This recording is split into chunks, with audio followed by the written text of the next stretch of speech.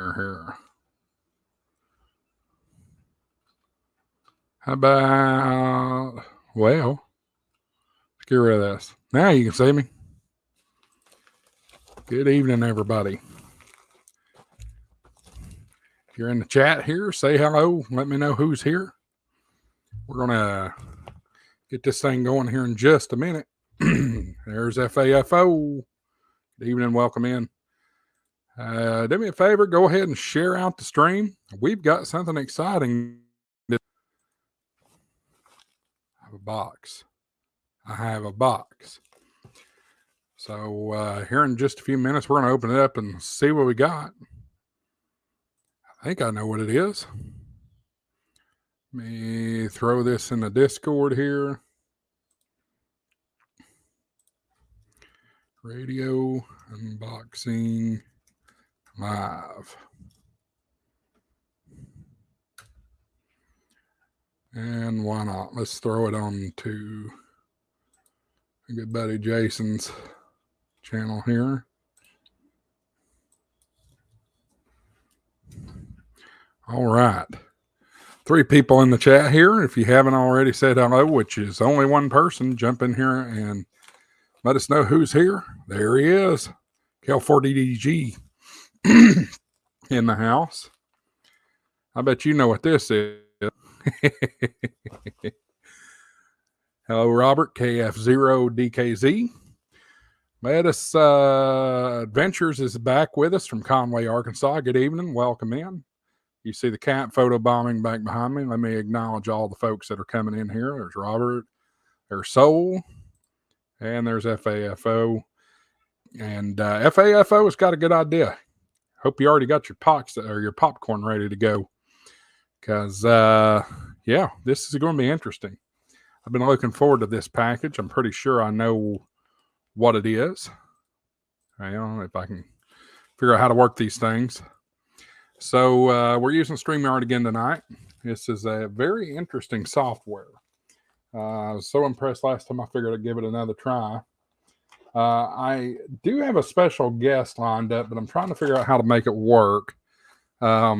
They also want to stream live to Facebook at the same time, which I'm not totally against, but I'm also trying to drive the audience to my YouTube channel.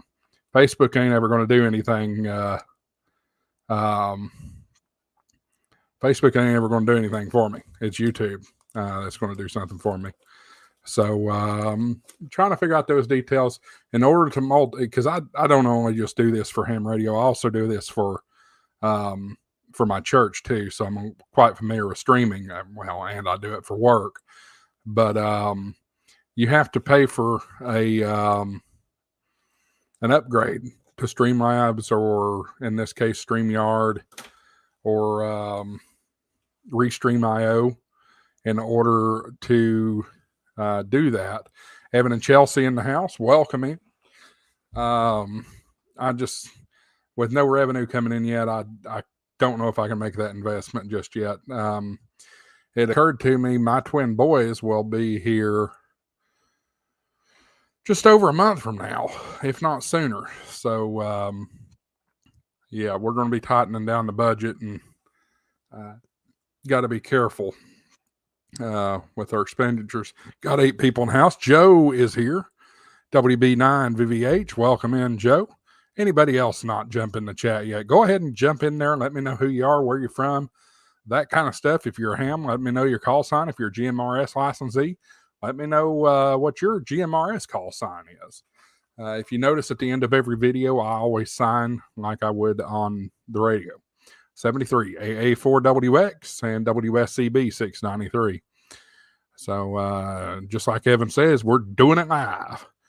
So if you wonder where I get that from, so I've always been a big fan of broadcasting, whether it's radio, television, whatever. And I just remember growing up as a kid, anytime you'd hear a live remote on 103.5 WIMZ, don't kill me, Tim Berry, Dad always say they're doing it live at Ted Russell Nissan, not a sponsor, or something like that. So I just figured, my live streams, I'll give them a name, and that's the one. We're doing it live. So 9 people watching. Welcome in. Welcome in. If you're new here, I'm Josh, AA4WX here in East Tennessee, and you're watching Ham Shack TV. I need to quit watching myself. Let's move this camera over. Maybe that will encourage me to look at you guys a little more than what I am, instead of looking down at my monitor like this. So AA4WX here in East Tennessee. And this channel is all about ham radio and electronics and trends and things like that. You thought I got that from Bill O'Reilly. Well, Bill O'Reilly was a nice little added point. If you don't know what Evan's checking out after the stream, go to YouTube and look up Bill O'Reilly Freak Out. You'll know exactly what Evan is talking about. He's exactly right, actually, to a point. Colin. Good afternoon there, Colin. I believe you said it's afternoon by your time around there. Well, yeah, that makes sense. It's 9:06 p.m. here. You're more than 12 hours ahead of me. So, yeah, you got to be eating lunch about now. So, 10 people in the house. If you do want to support the channel, first thing you can do, if you haven't already, subscribe to the channel down below here. There's a like button over here. Hit that. Comment, subscribe, all that good stuff. We have down in the description below, you'll have a preview of what I'm about to unbox. And then you can also support the channel in other ways. Any of those links down below will help the channel. If you don't have your ham radio license, like Evan, you can use 10:30 a.m. Okay, that's close. Well, it's about time for your Vegemite sandwich anyway. But anyway, if you don't have your ham radio license yet, ham radio prep down below. They're great. My daughter, my 8-year-old daughter, is going through it. And let me give you my honest review of this so far. Those of you that are seasoned hams will know there's a lot of big words in there for an 8-year-old. So I'm working with her in that. I'm going to call you out until you get your ticket there, Evan. And then I'm going to start calling Chelsea out after that. So Colin says good morning and evening. Anyway, I'm having to walk her through it, but to a teenager and an adult, I think they would have no problem with this whatsoever. Charlotte's about halfway through. So hopefully by Christmas, she'll be getting her license, or at least testing for it. Steven's in the house. How's it going? It's going. We've got something to play with tonight. We're going to do this live. One other thing that you can do to support the channel, other than clicking any of the links down below in the description, go ahead and go out and share it out with some folks. Get your friends in here. Share it on Facebook. All that good stuff. Bring more in the merrier. Right now, we are at 11 viewers. I think the maximum I've seen at one given time in any of my streams is about 14 or 15. Steven, you may check me on that, because I think Steven's been to everyone. I think Colin's been to everyone. Soul's been to almost everyone. So y'all check me on that. But I think the maximum we've seen in a live stream was 15. There's that. Hopefully everybody in here has checked hit that like button. So appreciate you all for doing that. If you haven't already, please do that. That'll help YouTube push out the stream. So let's see here. Let's catch back up here. Richard W. is in the house. Good evening. Welcome in. Soul says, just need one more VE and a camera set up, and we'll do his license live. Oh, Evans? I don't know about the legality of doing it on the air. But we could put together a team. I have CVE credentials with ARRL and W5YI. So just so long as my VEs have exam tools, I could do it very easily. Very easily. Andy's here in the house. Hi, Josh, buddy. Good evening. Colin says to Andy, good evening, or good day. Soul says some people work for a living. I agree. Some people work for a living. I'm about to take about a 6-week-long break from work. It's not really going to be a break. The twins are going to be here, and I'll be taking about 6 weeks off of work at the university. So I'll be doing a few things here for Ham Shack TV. Got to keep the momentum going. But we will get going up really nicely. Got 16 people in the live stream now. Good evening. Welcome in. Go ahead and get in the chat. Let me know who you are, where you're at. If you got a ham license, let us know your call sign, all that good stuff. We appreciate everybody being in here tonight. Stephen, as always, that's one reason he's got the mod status. Like, share, subscribe, and do all the things. That's right. Do all the things. Evan says he booked with Lions Club governor training here lately, but hamming is in his future. Well, I'm sure hamming and the Lions Club will go hand in hand. There's probably a lot of common interest there. And y'all give Evan a hand. I mean, guys, correct me if I'm wrong. You're 29, and he is the vice governor in the Lions Club in, I think it's the Middle Tennessee district of the Lions Club. That's pretty impressive. So great for him. Andy says, good day, Colin, brother. And Larry's back, W0 ODI. I'm back, 7-3. Well, don't say 7-3 yet. It ain't time to go just yet. So anyway, we got 16 here. Why don't we get started before some of you all get bored listening to me talk? And let's see what we got here in the box. So, typical me, I do not have a pair of scissors handy. So I use a handy dandy screwdriver, because I can tell you this, I've already been picking at this. You can't just open the box or peel it open. It's going to have to be cut. So I guess this company doesn't want somebody to steal it or break into it somehow. All right, first layer is off. And let me point this down a little bit. That way y'all can see the unboxing here. Steven says, how's it going, Larry? Bubble wrap. Where's my kids? I'll save that for Charlotte tomorrow. And Caroline. I think Caroline likes it. All right. Tape here. And it is exactly what I thought it is. There's your bubble wrap. Everybody touch your screen, pop a bubble. There you go. All right. So, TID radio. So, first thing I'm seeing already, and this may not be a blame on TID or TID or whatever you want to call it, TID or TID, is obviously we've got some box damage here. And I will say this, I did not pay for this radio. I reached out to, or actually they reached out to me. They sent me an email and said, hey, would you mind doing a review on this radio, an honest review, and we'll send you the radio. So I am keeping this. Well, we'll see. I've got enough HTs sitting around. Depends on how much I like it. But who knows? If I don't, it might become a giveaway. So anyway, TID radio. Box is a little smushed here. Here's the back side of the box. It's got all kinds of just little stuff here. Please do not use this link if you're going to order this radio. There is a link down in the description of this video that will help the channel if you use the link down in the description. So please do not use this link. You can see it's got the FCC sticker on it, so it is FCC compliant. And let's open it up and see what we got here. I want to do this at the angle so you guys can see it. There we go.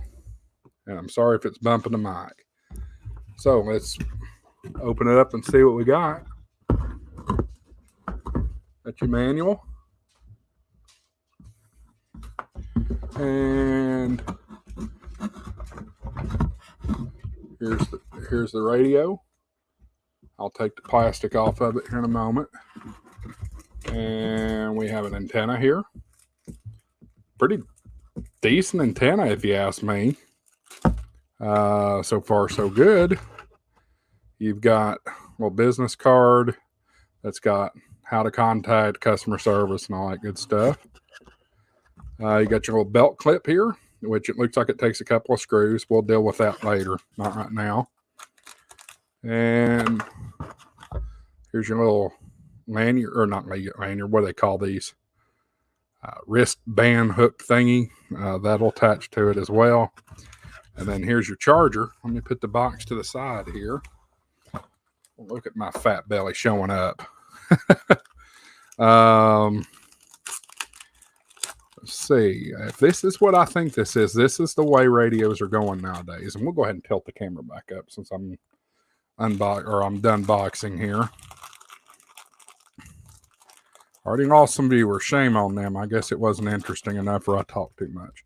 So you got your standard little USB plug.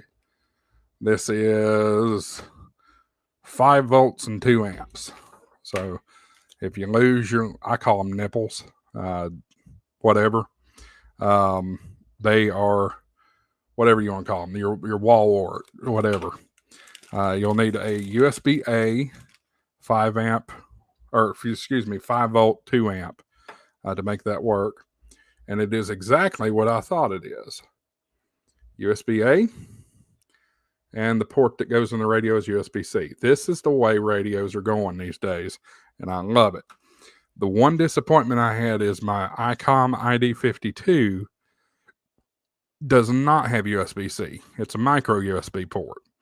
So that's a little disappointing considering that radio is newer on the market. But nonetheless, I mean, you can pick up these things all day long.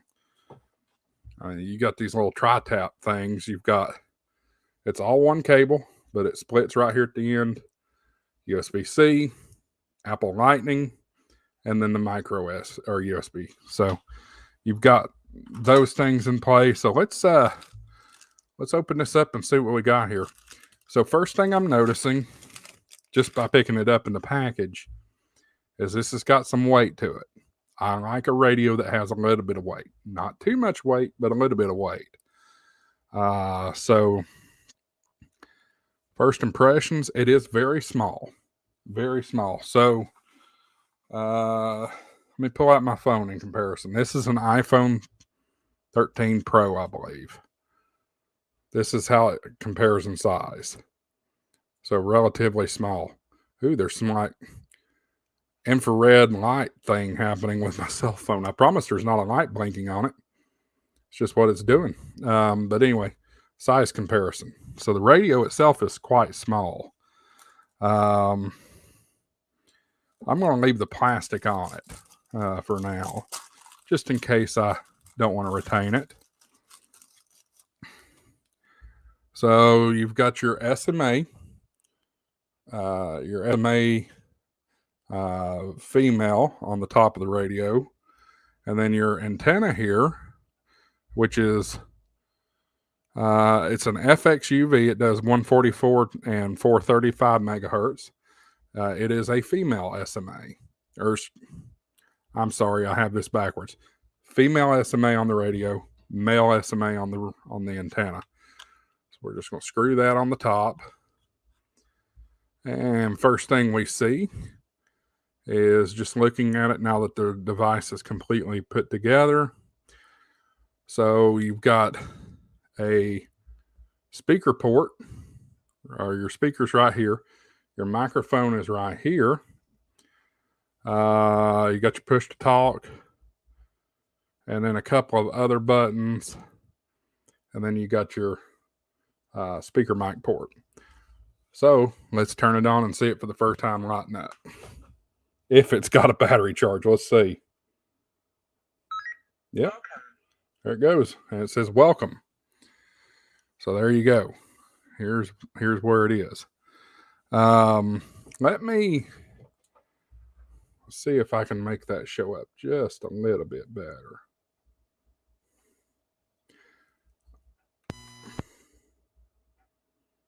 Yeah, this is not doing great. Not doing great. That's okay, though. So let me go run back through the comments before we go any further. And this shows that it's got 2 out of 3 bars right off the bat. So that's not bad. It's not bad. Let's see here. Soul says, need to wear your logo on our shirts lives. Yes. I have shirts, by the way. At least I think I do. Pretty sure I do. Let's talk about those shirts real quick. Let's see here. I know I did for my old design. Do I for my new design? I think. Hey, if y'all want to buy some merch, that'd help the channel too. No question about it. Maybe eventually this will load. While I'm waiting on that to load, Soul says represent and a smiley face. Steven says all good, working on his CW. Soul says dit. Steven says, is this DMR? No, I'm afraid it's not DMR. Unfortunately, it is not DMR. Colin, sharing out the Facebook there. Make sure if you haven't already, go ahead and hit us up on Facebook. Just search Ham Shack TV. I can tell you this: there's a lot more subscribers on this channel than there are on Facebook. So definitely jump in there if you haven't already. It's trying to scan our faces. I guess. Well, it can't see your faces, so I don't know how it's doing that. But he's talking about where the light was blinking on the phone. Soul asked what's the model on the radio, and Evan, our non-ham, already came back and said it's the TID H3. So did Steven. Soul says, duh. And TID, or Colin also shares that. Colin, just let me just tell everybody right here, if you are going to order this radio, please don't use the link that Colin just put in. That link right there will not help the channel at all. You'll need to use the link that is in the description. But if you just want to take a look at the product, you're more than welcome to look at that link. Evan says, and my computer's froze. Poor Firefox. It might not be long. I'm going to have to get an M2. What's going on here? Just log in already. I'm still trying to pull up those shirts. Maybe need some logo pants with those angles. Maybe. Larry says, if it'll open up. Steven, I have been listening to CW some and trying to see how much I can remember, but I really struggle with attention span. That's where my problem comes from. I do have some merch here. Let's take a look at this merch real quick. If it'll load. Streaming takes a lot of GPU and CPU. Yep. This does have the M1. And it does okay. Why will my stuff not load?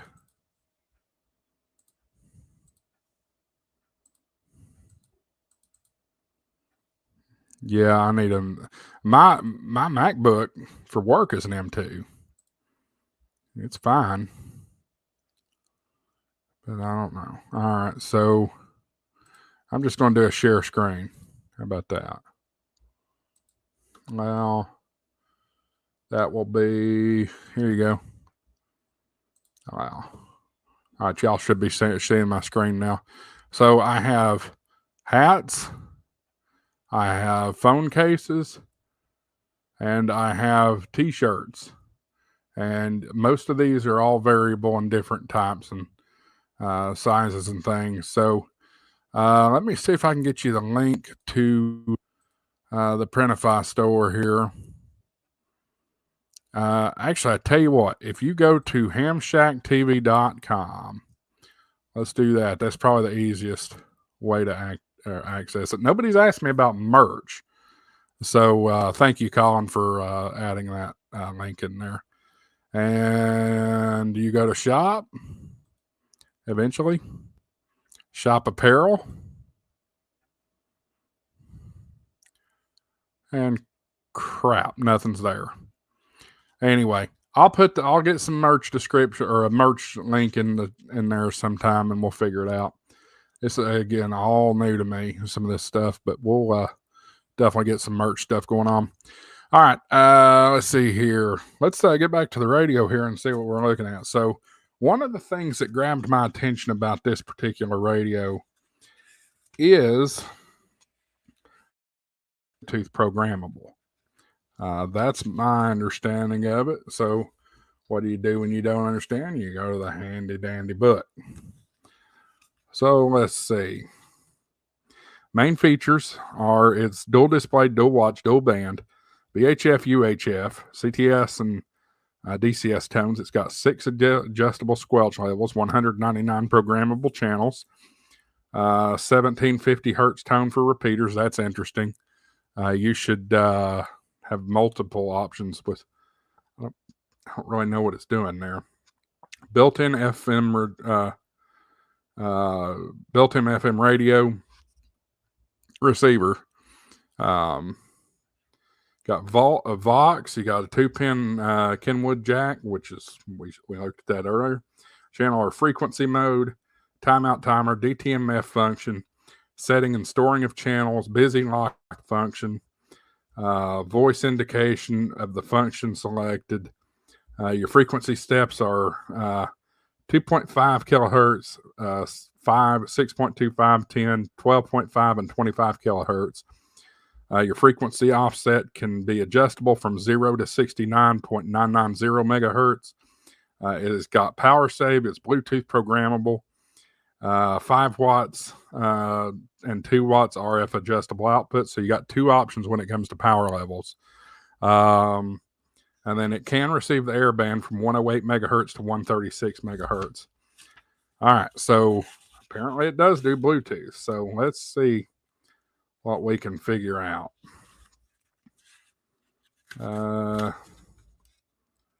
It tells you in the book about how to put the belt clip on and all that. We're not going to worry about that today. And let's see here. All right.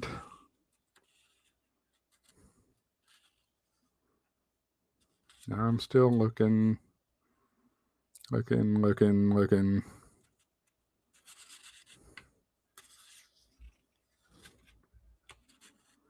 a call, advanced features. The big thing I do want to feature is this Bluetooth programming. Colin says, I do like the option of programming via the phone app. Steven says that telling Larry he is taking classes with the Long Island CW Club. It's great. All right, so here it is. This will be page 22 in your book. Download the Oddmaster app. So let me see if I can screen capture my phone.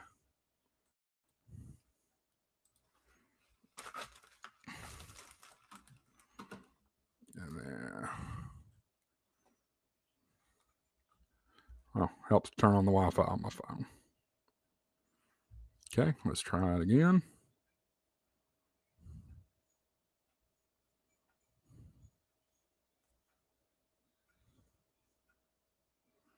iPhone mirroring will connect when no longer in use.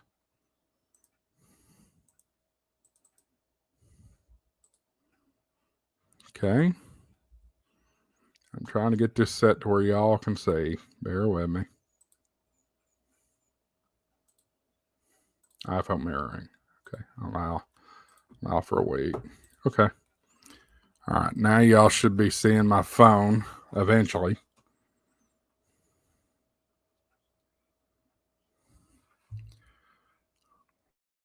Lock your iPhone to restart mirroring. Okay.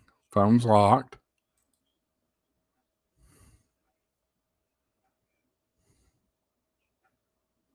So this is new. I'm running a beta version of the new iOS. Or not iOS. Well, yeah, iOS and the Mac OS. Something's not going right here. Bear with me here. Settings. AirPlay automatic, iPhone mirroring. Okay.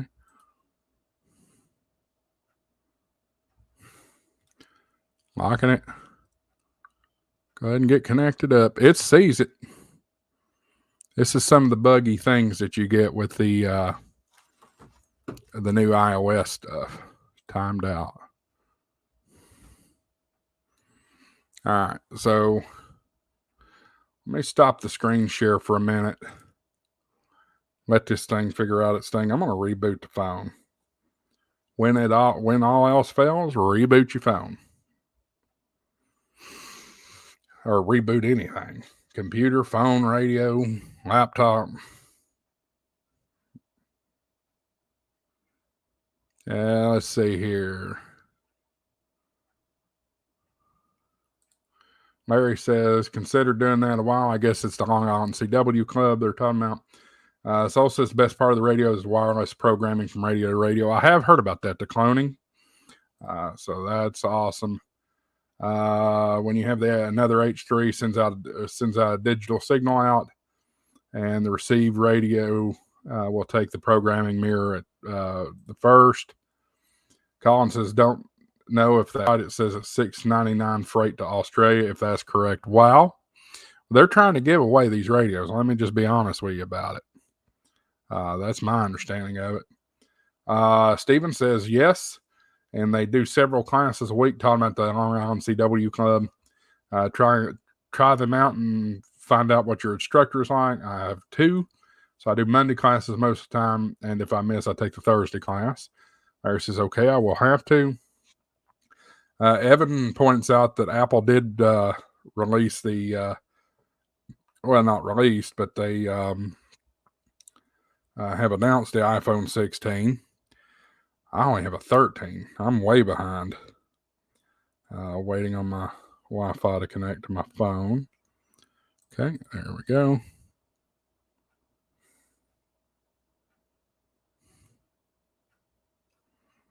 And there it goes. All right, now I can present.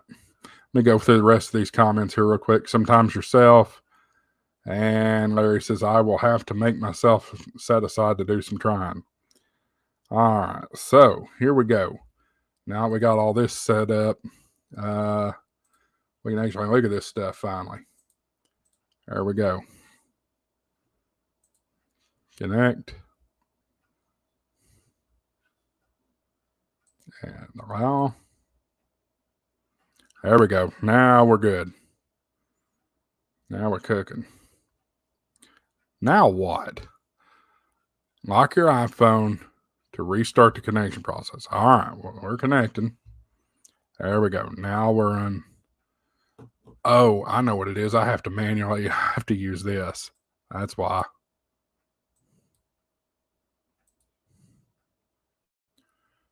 Maybe. There it goes. All right, so the book says we need to go to Odemaster, something like that. Where is my app store? This is so difficult. I'm used to using my finger to handle the phone. So it's up here. Okay. So we're going to go here. Or if I can type. Yes, I can type. So we'll go there. And that's the app. That's it.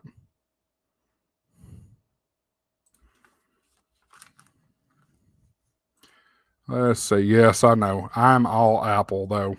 You're not going to win that debate in here. I am an Apple connoisseur. But I do acknowledge that ham radio applications are just more plentiful on Windows. Why can I not type tonight?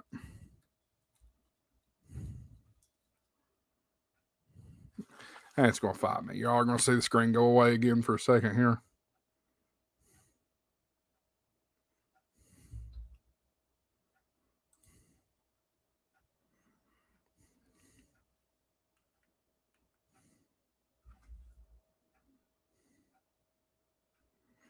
All right, so give me a second. I'm going to start this download. I don't ever remember my stupid passcode for my whatever it's called. My, what is it, iTunes or something? There we go. Now it's coming back. Steven says, when you work in IT, you'll love Apple. It just works. That's right. Apple works. Soul says, got to go to bed. Catch you later on. 7-3 team replay 73s. Appreciate you. Evan says, what Steven said, I am IT for a federal institution and I just need things to work. Got that right. Colin down in VK land says, Steve and I have had a computer business for more than 20 years, still hate Apple. You know, the thing is, you're either team iPhone or team Apple or team Windows. Some people are team Linux, but I think if you are team Linux, you're just screwed up in the head, if I'm just being completely honest with you. All right, so I'm just going to do this by email. So you got to register for an account. And we'll use this email right here. Y'all, I cannot believe that is showing.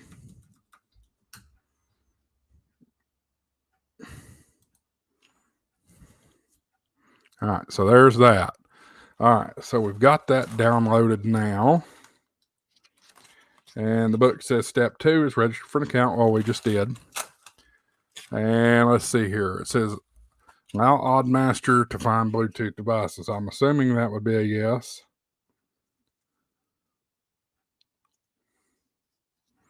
So we're going to go allow. And sure, let it do its thing. All right, so this bubble wrap sticking to everything.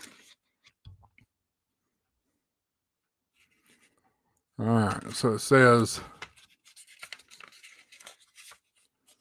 it's tiny print. Let me just be honest with you. It kind of sucks how tiny the print is. Steven says, I don't run anything Windows anymore other than one laptop. Everything needed is on Linux and Apple. Evan says Windows is doing more things like Apple, but they'll never catch up to Apple, if you ask me. And Colin says, I guess it helps. I know how to fix all the Microsoft bugs.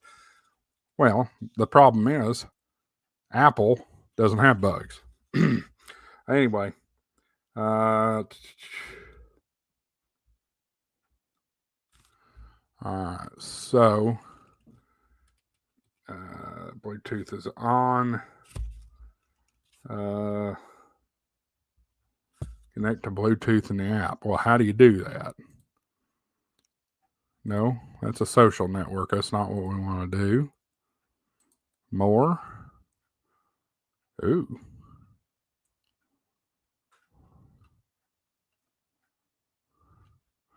Oh, this is all social media. Why are you incorporating a social media? I'm not setting all that up. No, that's not what we're here for, right? Here we go. Turn on Bluetooth, connect your Bluetooth device for pairing. Select a model. Thank you for the tutorial. I can read.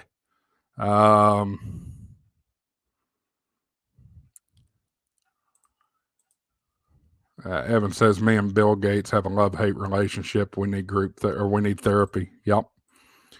Steven says, I got out of OS supports. I do 90% Linux and 10% Apple. All right, so something's not seeing. Is there something in the radio that you have to turn on? Okay, now it's looking for it. Let me refresh it on the app.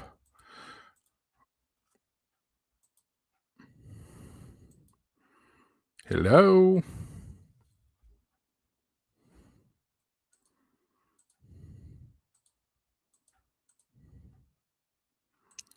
Well, maybe this is what it needs first. This is not a good sign, folks.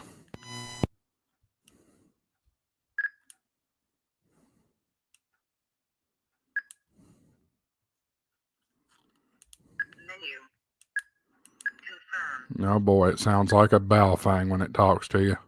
What can you expect with a Chinese radio, though? Why are we not seeing the radio? This is where I'm confused. I go back here to my Bluetooth settings.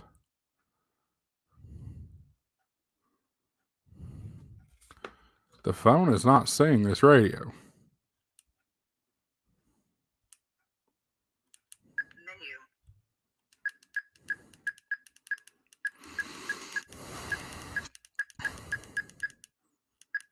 Yeah, it's in pairing mode.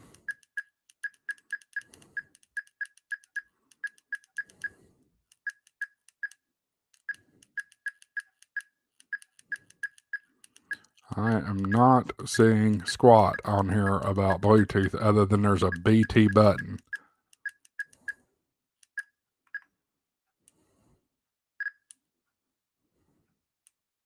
Menu. Nope, it's not what I want. Confirm.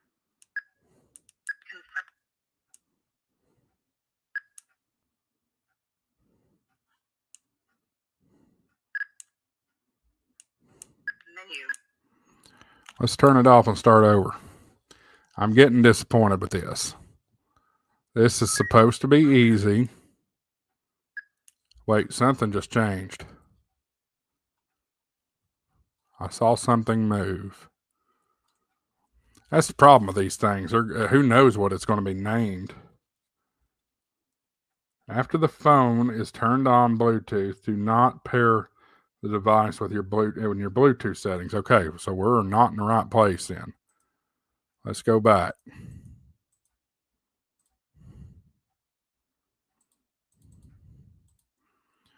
Okay, you can't pair it if it's not connected though. I'm getting frustrated. Pair with the programmer app, okay? Well, tell me how to program the radio.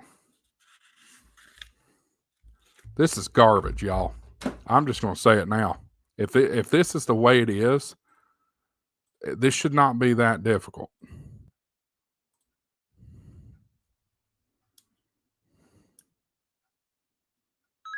Welcome.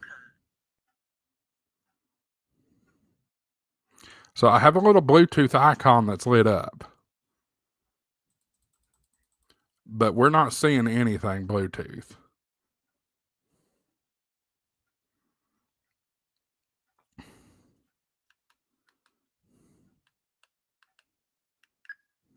Well, I figured out how to turn the flashlight on. How about that? Menu. Confirm. Anybody have one of these? Know what we're doing wrong?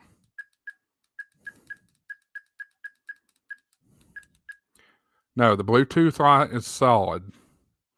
That's what I was looking for originally. Menu. Here, let me turn off screen share. So the Bluetooth light is right next to my middle finger there, and it is not blinking. If I hold it down, if I hold this Bluetooth button down, which is the blue button, that turns that Bluetooth light off.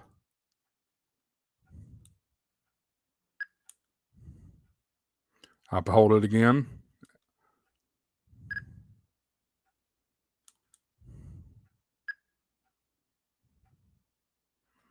It's not doing anything. It's not doing anything at all. So let's just do this. It's so weird doing this with a mouse. All right, so there the app's reclosed or reopened. This social media stuff's with the birds. Nothing there.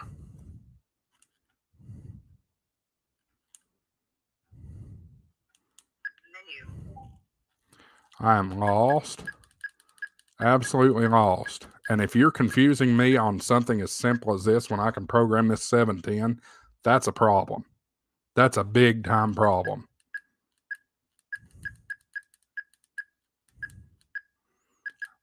Is there a way just to start this over?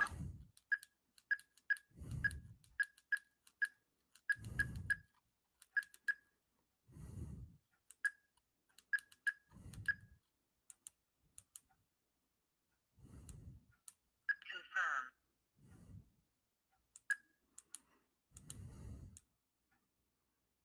Confirm.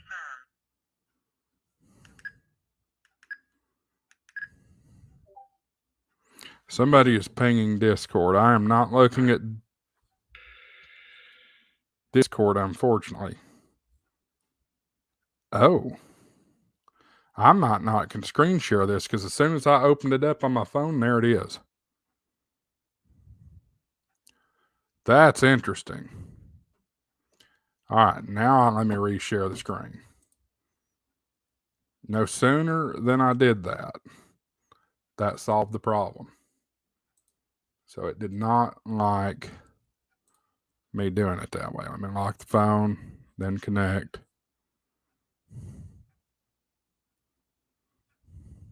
There we go. Now y'all can see it.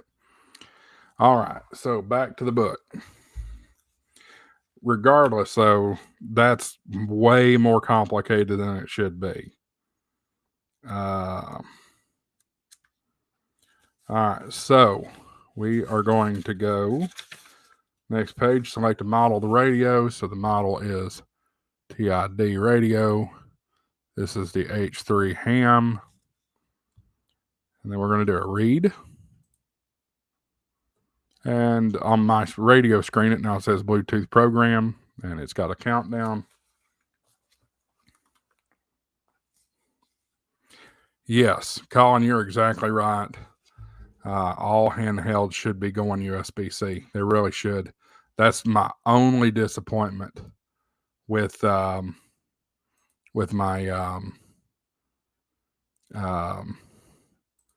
ICOM. Steven says he agrees, and Evan says disregard that. Okay, so save. Okay. This is write. I don't want to write. That's your RX and TX list, and that's your repeaters. Okay. So one of the first things that I'm curious of is can I pull in a repeater book. And I am not seeing that as an option. All right, so you're just going to have to manually program this thing. So let's start. Let me get my local repeater in here. So that would be 146.655. And it starts it off as simplex, so that's a problem.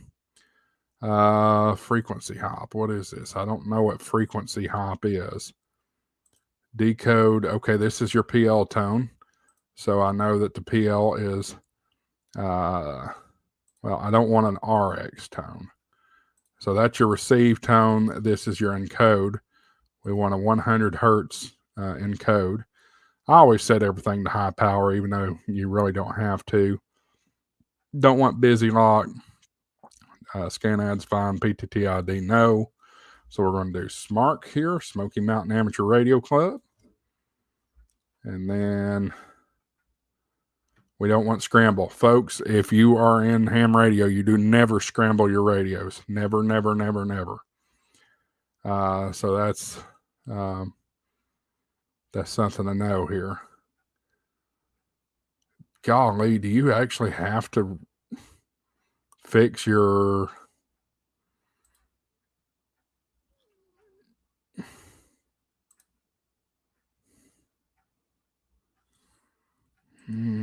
That's not fun.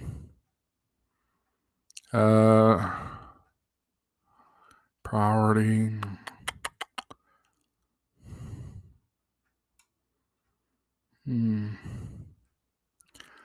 You could use chirp. You could use chirp, and that is the plan. So I'm going to do this just for the fun of it. I always love doing that. Can you do your repeater pair automatically? That's the big thing that I'm interested in, and apparently I do not see a repeater pair option. Frequency mode, no.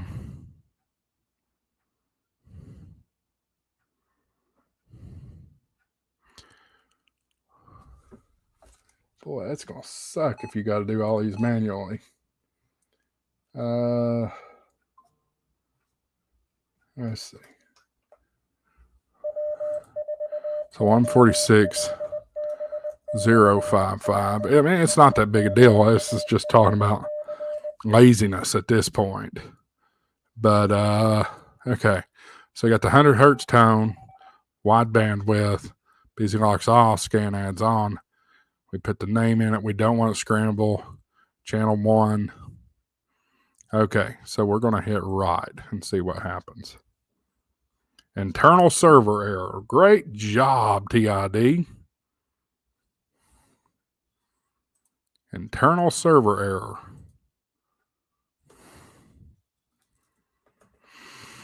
Give that a name. I'll tell you what. I'm just going to be completely honest with you folks. I'm not impressed with this radio yet. I'm just not.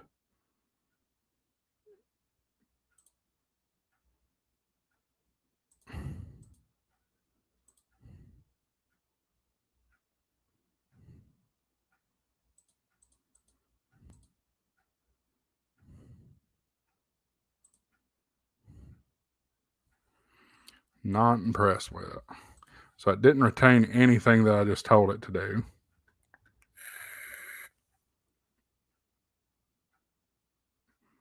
Now, wait a minute. What did I just stumble on? Okay. All right. Still not impressed yet. I'm just going to be honest with you. I'm going to critique these radios. Just because you send me a radio for free does not mean I'm going to be a huge fan of it. So did you see what I did there? So let's go back out to the beginning here. So you got your radio program. Go to menu or programming settings, then click on the repeater button. What it appears like it's doing is it's going to go out and use your GPS and grab all the repeaters in your area. Several of these are dupes. So let's see what kind of options you got. So I don't want, let's keep it simple. Let's go 25 miles, sort by, yeah, we'll do distance. Hit it, confirm. So here's what I want. You can see this is the same frequency as this one. I don't want to do a search. I still don't want to do a search. Go away. Thank you. All right, so we're going to do this one.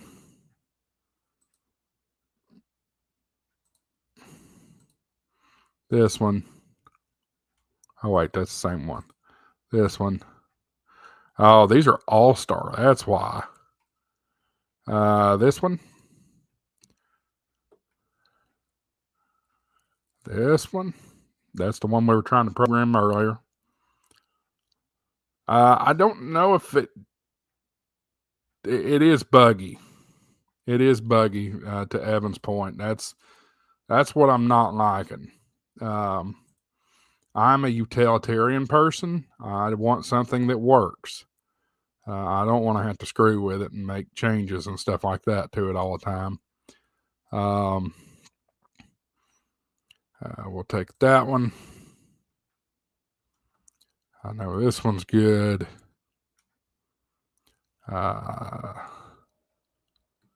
See here. That one's fine. This one's fine. That one's fine. Already got that one. I like that. Oops.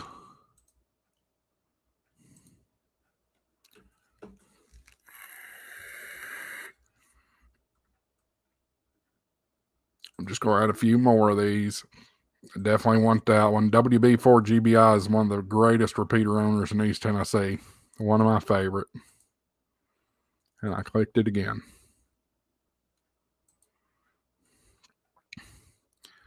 Grab this one and that one. Might as well grab that one. Go Vols. That one. That one. W4KEV. He's also one of the greatest repeater owners in East Tennessee, Kevin Duplantis. And we're just going to pull in a few more here. 442 500. That one. Did I miss the 9.4? No, I haven't got to it yet. This one, I don't want all-star.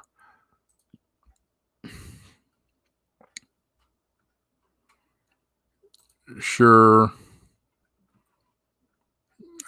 There's the 075. Lenore City.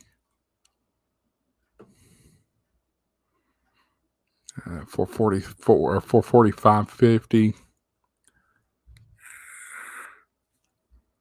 Don't know the price yet, Evan. We'll take a look at that here in a few. Anybody in the chat, go to the link, or actually, somebody go to the link in the description for this video and let me know. I think it's 30 to 40 bucks, I think, which is very affordable. It's a little bit more expensive than a Baofeng, but otherwise it seems okay. Just going to grab a few more here. 444, 575. There's the 85, like that one. 440, 575. There's the 940. And let's call it that. So we're going to do import. Right. Okay, it says it's doing something. Let's see what it's doing.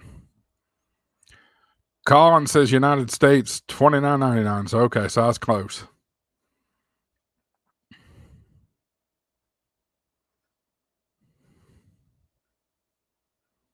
Says okay. All right, so let me come out of program or come out of screen share, and we can take a look at this radio together.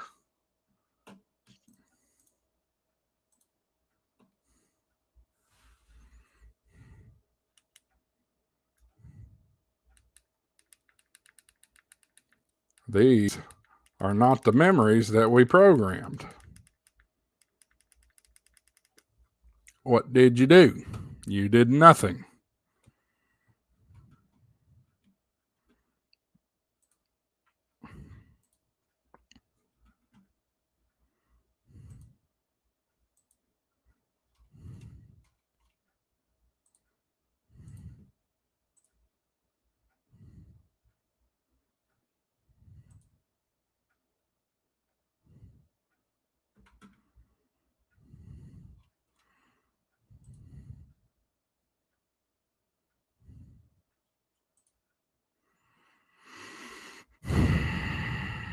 Y'all, I promise I'm not making this more difficult than it has to be. Do you have to do something over here? Yes, you do. You have to select each channel individually. Fun. 2. Confirm. All right, let me go back to screen share and let y'all get back in here. See what I'm doing.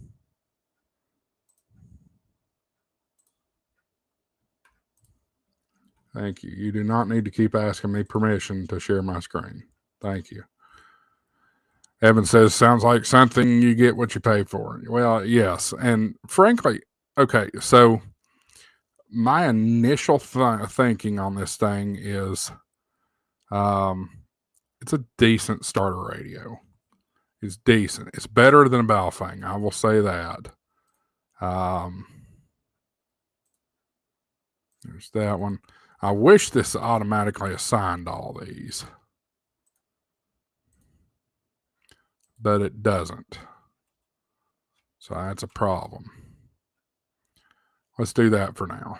I'll just take what we got here and let's write. All right, so we'll come back off the screen share, come back to this, and you can see it's still programming it. 60, 80, 100. And we'll go to memory mode. Okay. All right. We've made some progress here. Ooh. I don't like that. AA4 WX testing. I don't know if you guys are hearing that, but it's got that Motorola at the end. I don't like that. I wonder if that's a setting in here somewhere.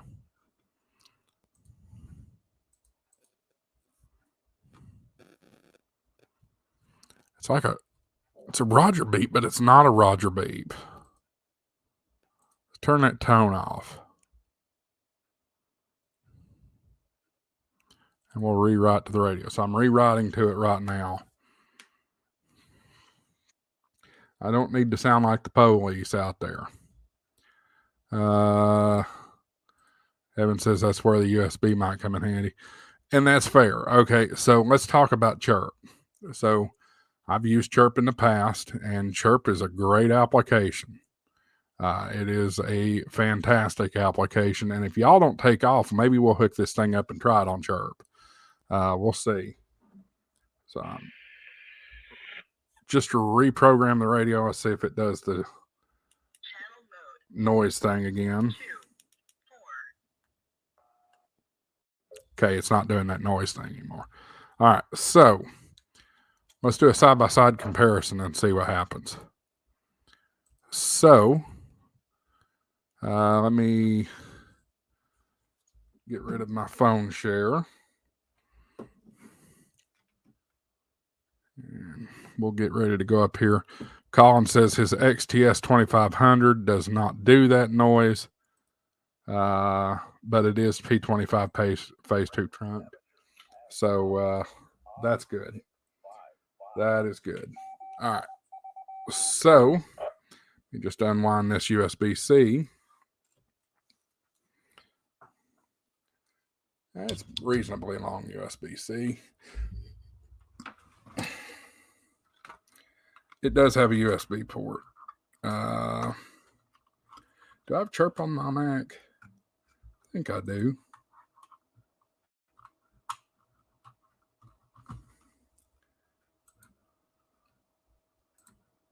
At least I thought I did. I don't see it. If I don't, I have it on the PC up here.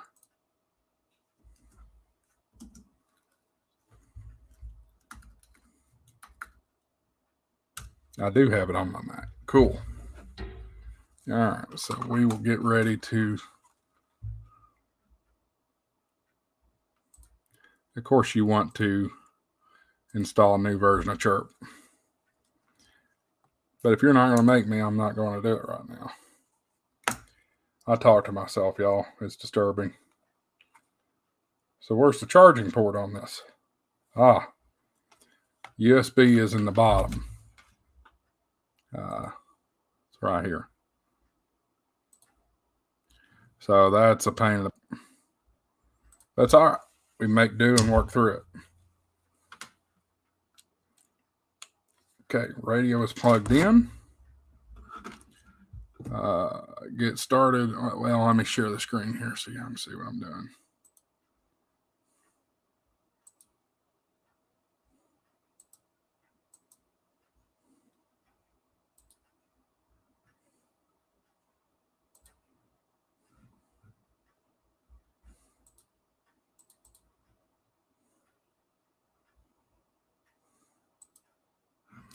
No, StreamYard, no, that's not what I want to do. And yet you make it huge to where I can't see what I'm doing.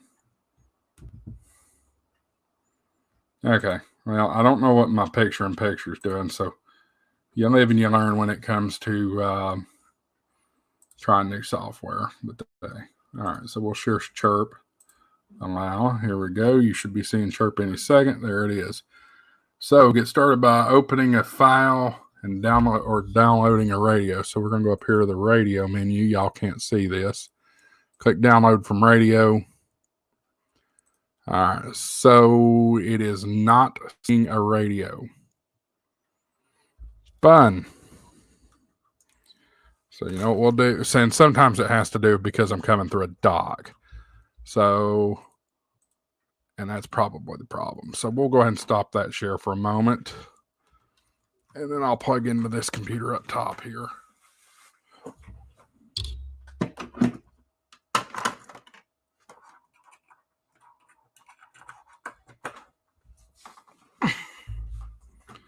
All right. Let me pull up AnyDesk.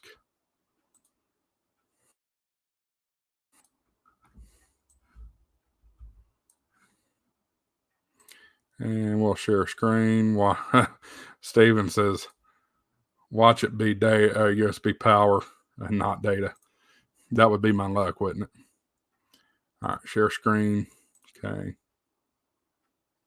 Tell it which screen. So that will be. All right, here it comes. All right, Chirp, where are you? Yes, I know. Go ahead. Go ahead. I'm waiting. Huge mess. There it is, Chirp. Bit of a rare station on 10 meter FT8 right now. X-Ray Tango 2 Alpha Whiskey. We'll deal with that later. That's good. Good to see.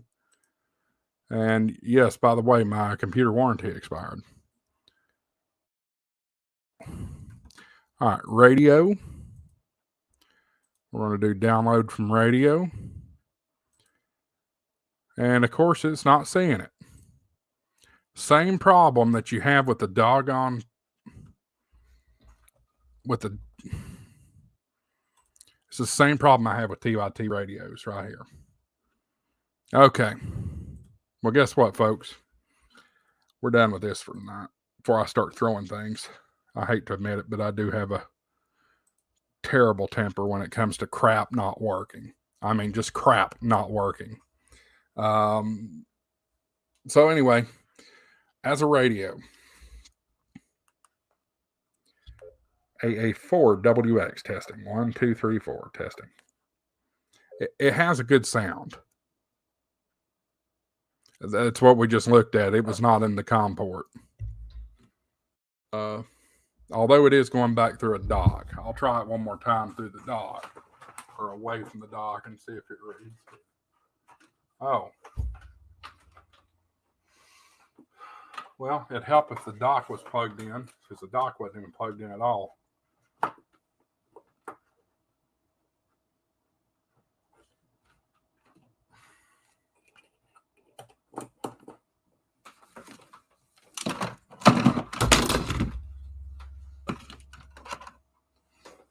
Alright, so this may be my fault.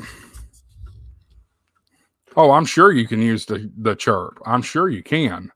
It's these Windows computers and their stupid freaking COM ports. That's the problem that I always have with Windows computers. If it's not an HT, it's an HF rig. If it's not that, it's something else. It's ridiculous. This is why ham radio needs to dump Windows and start supporting Mac. You don't have COM ports and crap like that on Mac. Port, still not there. Still not there.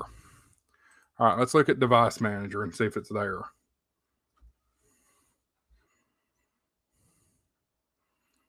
Nope, no COM ports. All right, let's skip it.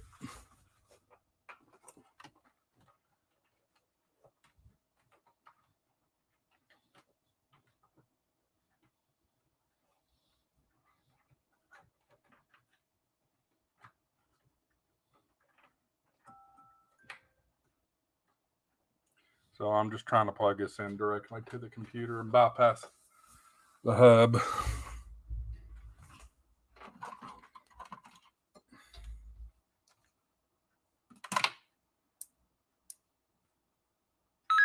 Welcome. Nope, still don't recognize it.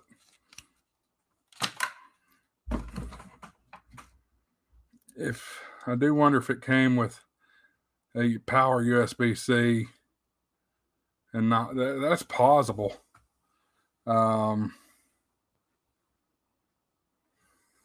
look at the book. Let's look at the book and see. Look, here's the deal. TID, if you're watching this may be a fine radio. It may be a fine radio. Let me turn this radio down. This is not the way to start something. If it's that frustrating to get around, y'all have got a problem. And if it means you need to come up on the price point to get it right, come up on the price point. Your device, and I'm just going to look straight at the camera as if I was talking to you face to face. Your device should, and I repeat, should be marketed towards new hams. New hams don't need something this complicated to program. They don't. I'm sorry, but you got to do better than this. I'll look here at the book and see. I mean, that USB-C cable was attached to the power cord, or the nipple power dongle, whatever you want to call it. So it is possible.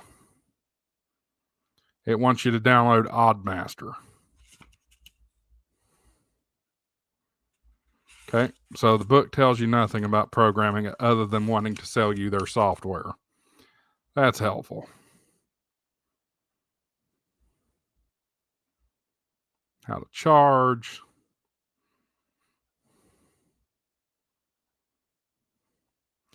Question is, yeah, I agree, Stephen. The Baofeng's easier at this point if you have the programming cable.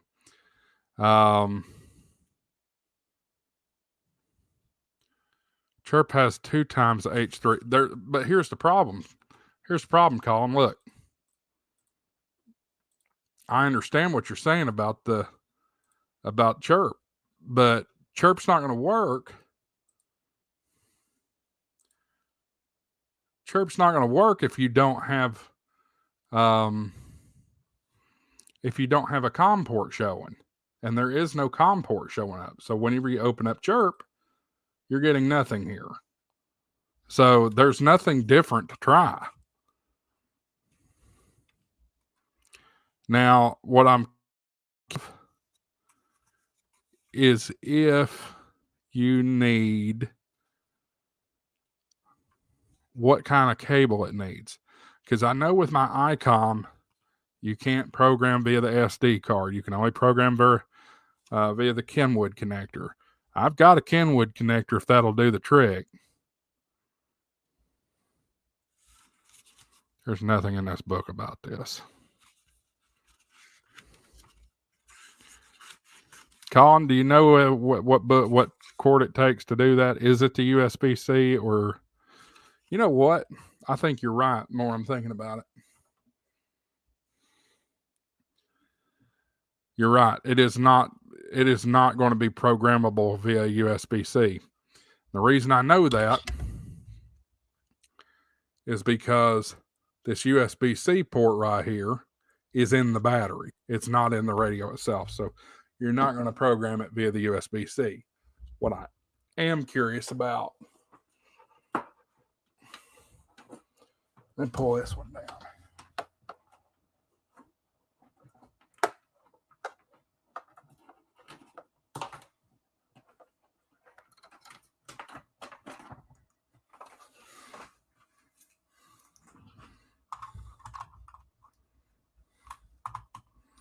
I've got my Baofeng Kenwood top connector. What happened? Wonder if this would work. So I'm going to bring this back out of the Windows mode. And let's drop AnyDesk down. Let me open up Chirp again.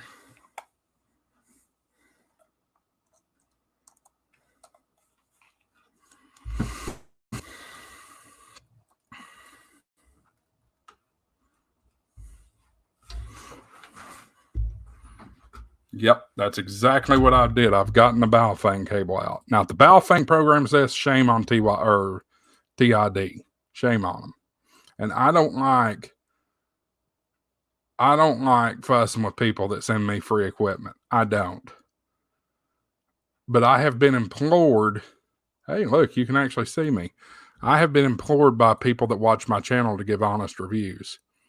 And so far, this review ain't good. All right, download from radio.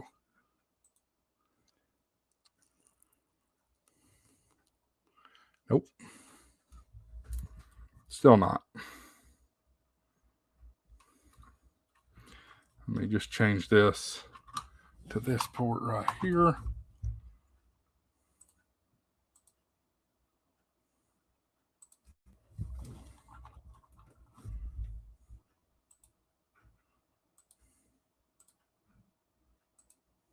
There it is. Looky there. Looky there.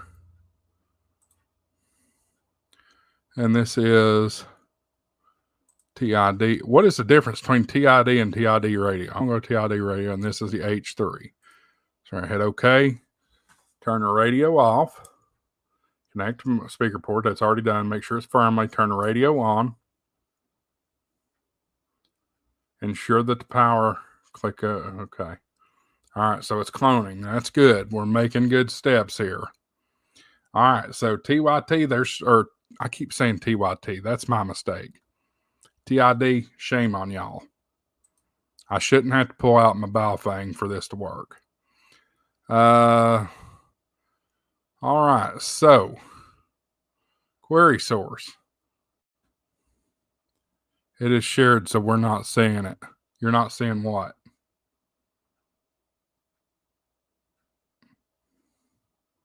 What are you not seeing, Stephen? Because I'm seeing it on my end.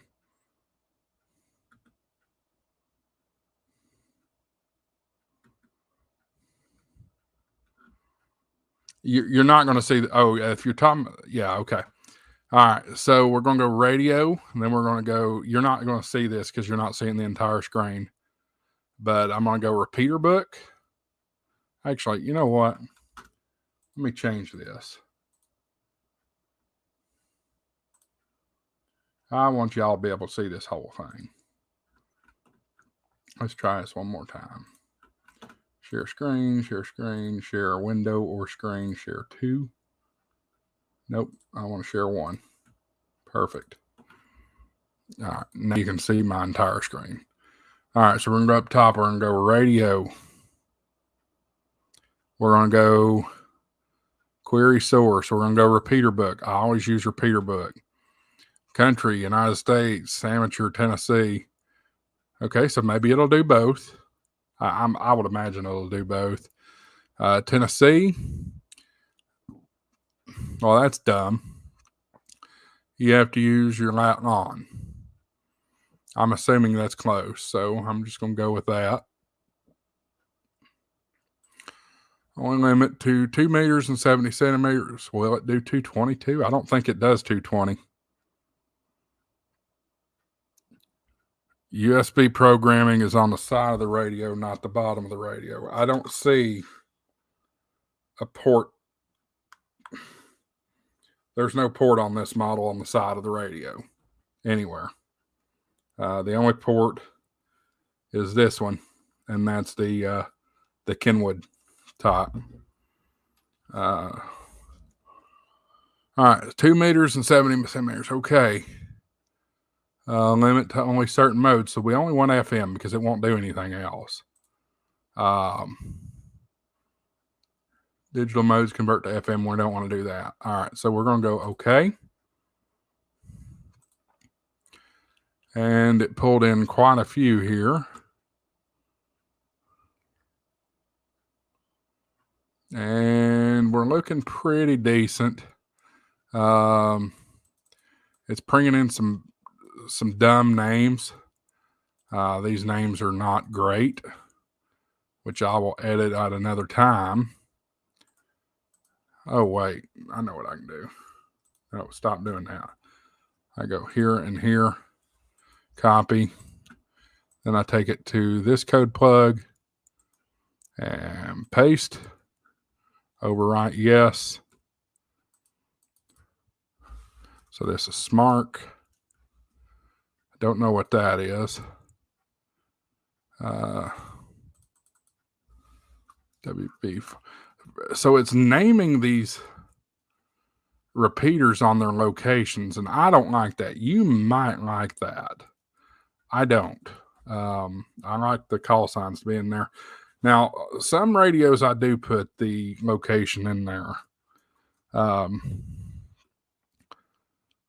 But mostly I like the call sign for the repeater. Where are you, 940? Sort by frequency. Okay. 146.94. Are you kidding me? Okay. Try it again. Chirp just crashed. Don't you love that? Let's try this again. Boom. Boom. TIDH3. Okay.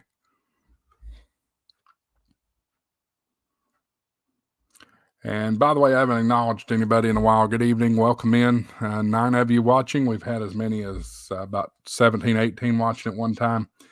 Thanks for joining us tonight here on the YouTube channel. Oh, there is. You're right, Colin. It's hidden under the flat or the flap. Okay. Well, we're already in here, so we'll just do it the way we're doing it. Here's the lesson of the night, y'all. TID, your book is trash. You need to rewrite it. Put some effort in. That's what we're learning. There's no directory on this. So anyway. All right, so let's go back here. We're going to query the source. We're going to do this. And then blah, blah, blah, blah, blah. We're going to do only certain bands. We want 2 meters and 70 only. Limit modes to FM only. Hit OK. There's all of our repeaters. Copy. And paste. Overwrite. Rename these important ones for me. Smart.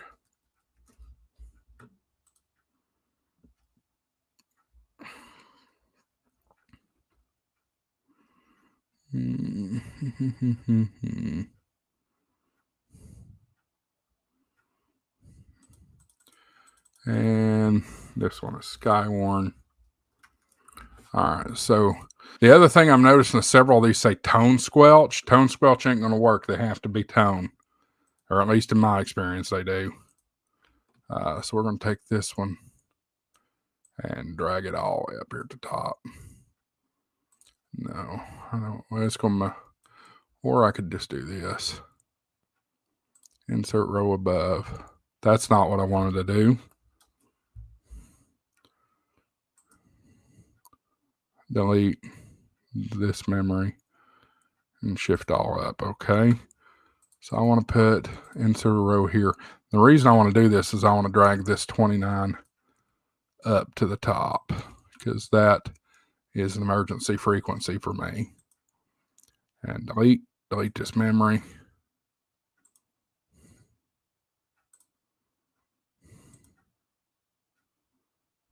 Oh, shift up. I forgot. All right. That's all we're going to do. That settings and make sure everything's good the way we want it there. DF name. What options do I got there? Frequency or name. Okay. Kill stun. I don't know about any of that. AA4WX. Squelch level, light control, auto lock, name, blah, blah, blah, blah, blah, battery save. So this is some sort of a ratio. You have several different ratios there. There's your beep, your Roger. You can set it to only channel mode. I like that. I like that idea a lot, especially if you're going to hand this off to a kid and they don't have their ham license. You can set your GMRS and your FRS and your MERS in there. That makes it a lot more safe for that. Power on messages icon. I don't know what that means. So that's good. Your AB channel sets. Looks fine to me. DTMF. Okay. All this looks good. All right. So let's go back up here at the top. Radio. How do we write to the radio? Oh, upload to radio. To the blah, blah, blah. Right. Okay. You can see it's right. Well, you can't see nothing. Radio refused to accept block, whatever that means. So let's turn it off. Hit OK. Blah, blah, blah, blah, blah. Turn it on. Hit OK. OK again. Radio did not respond.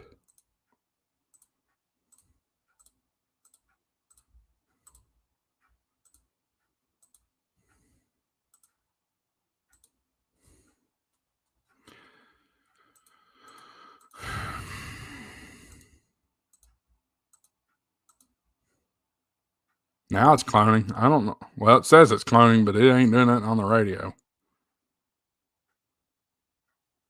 Or it says it did. It's not telling you it did, though. Okay. So this is looking pretty decent. Let's go ahead and go back to the smart repeater here. AA4WX testing. Oh. I just got a dead carrier because I had the speaker mic port plugged in. AA4WX test. Okay. It works. All right. So here's the situation. How do I rate this radio? Let's drop the screen share, bring y'all back to life here. So no, you don't have to have the USB-C. If you have the Balf or the Kenwood connector, that'll work just fine. Here's the way I look at this radio. These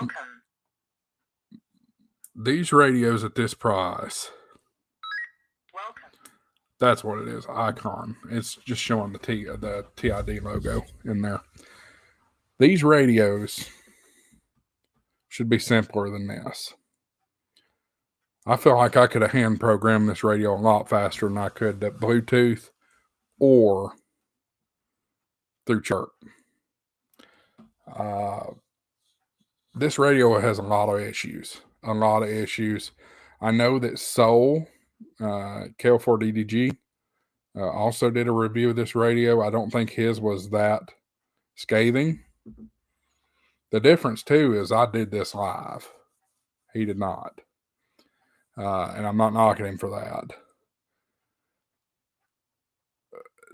Programming a radio should not be this frustrating, especially for a cheap $30 radio like this. Will it work for somebody? Sure. Fine. Especially if you got time on your hands. You're not doing it live before a studio audience. You know, you've got time to fool with this. And I do. I wanted to go ahead and do this tonight.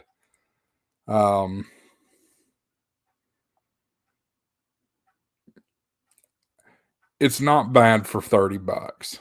It's not. It'd be a good radio for a starter. For somebody who is used to working with something like this, though, it is a nightmare. I mean, look at the difference. $40, $600. Okay. 40, 600.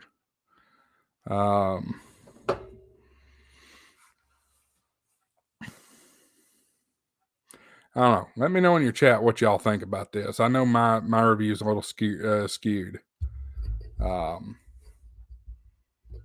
It really is. So, are you as mad as Bill O'Reilly?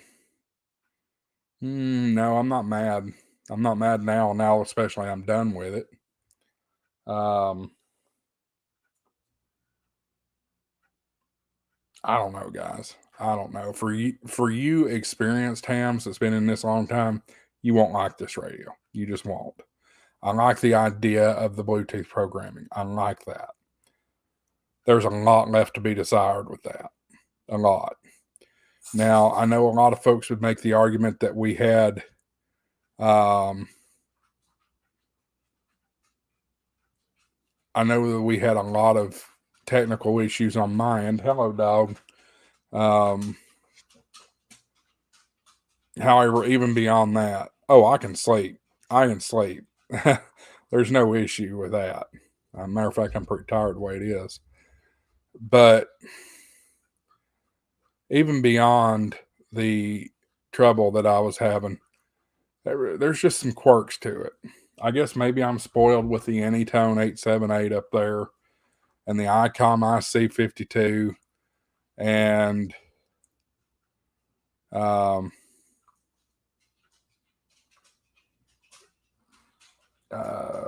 even the Baofeng. I hate to admit this, y'all, but the Baofeng was easier to program than this.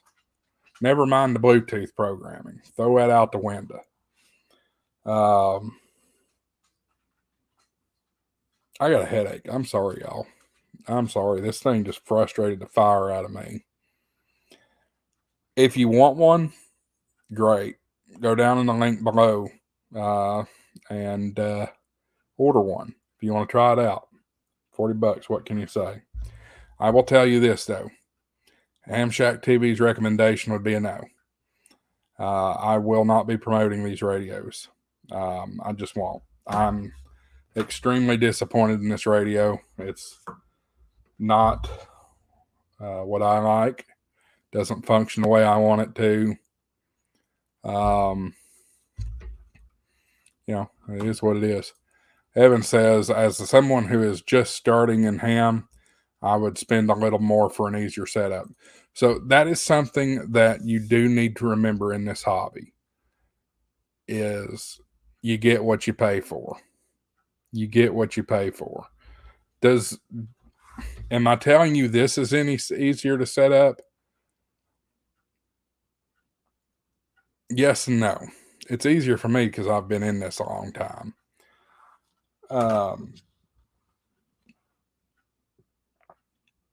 Would I tell you as a new ham? I have no idea, Colin. I don't know the first thing about airband. There's a lot of you folks that like airband. I don't listen to airband, so I don't know anything about it. I know anytime I've tried to listen to airband, even though I'm right here by the airport, I can't hear it.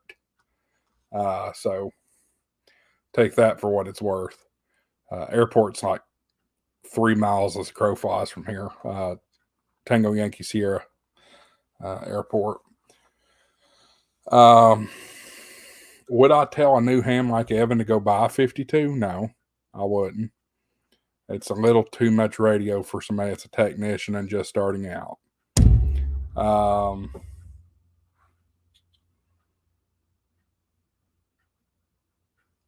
I'm just going to tell y'all like it is. That's something I promised to do as, somebody that you guys trust on here. And I don't have a good warm fuzzy about this thing. I just don't. And I'm ashamed to say that that Baofeng K5 up there, I do have a warm and fuzzy about it. I had no issues programming it whatsoever when I had the right cable. Do I like Chinese radios? Absolutely not. I do not.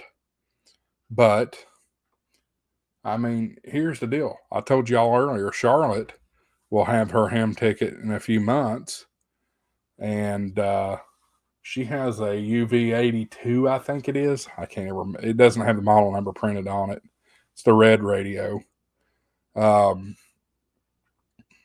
UV, or whatever that is, I'm comfortable handing that to her. I'm very comfortable handing that to her.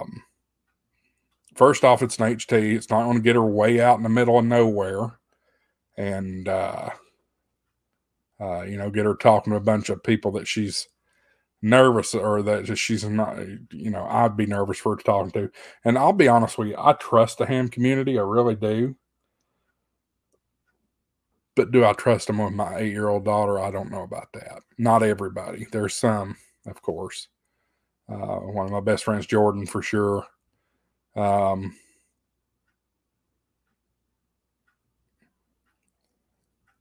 Stephen, okay, so Evan says, what is your suggestion for the first radio for someone like you? We can talk about that. And Stephen brings up a good point. I would say first look at what you have and its repeaters for your area. Like, do you need DMR or D-Star or All-Star or just 2.70 CMR? Stephen, first thing I would do, I would not recommend him go for a first radio. I would not recommend him go any digital. I don't recommend any brand new tech, freshly licensed tech to do DMR. I just don't. But to your point, let's take a look at Repeater Book and see what repeaters are down in your area. And Evan, I'm going to try to be easy about this and not show your precise location. I just want to be careful about that.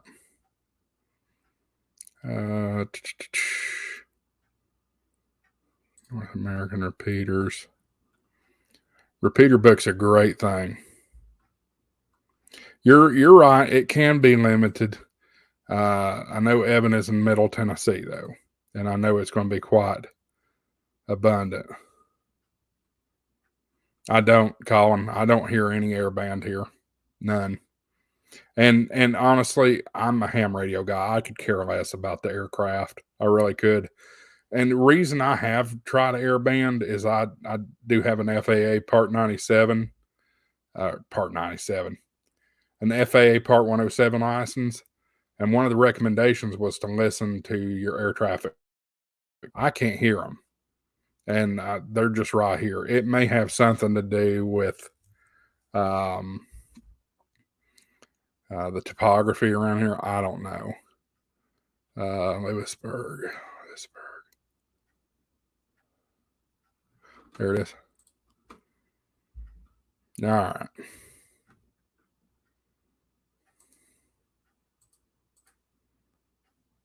All right. So let's go here and here. Share screen.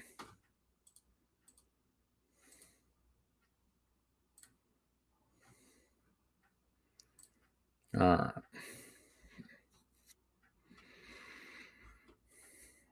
So you have two repeaters in your right there in Marshall County, both of them in Lewisburg. 146.625, which happens to be the same frequency that the Smart repeater's on, which of course you're a couple hundred miles away, so you're not going to interfere with our repeater. 146.625 with a minus 0.6 megahertz offset. Your PL tone's 107.2, and it is open.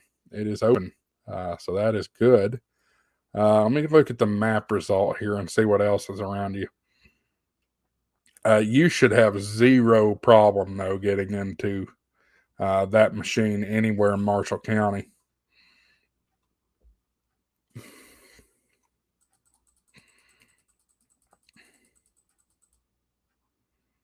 Well, we don't need to see all of them in the world here. Come on, map.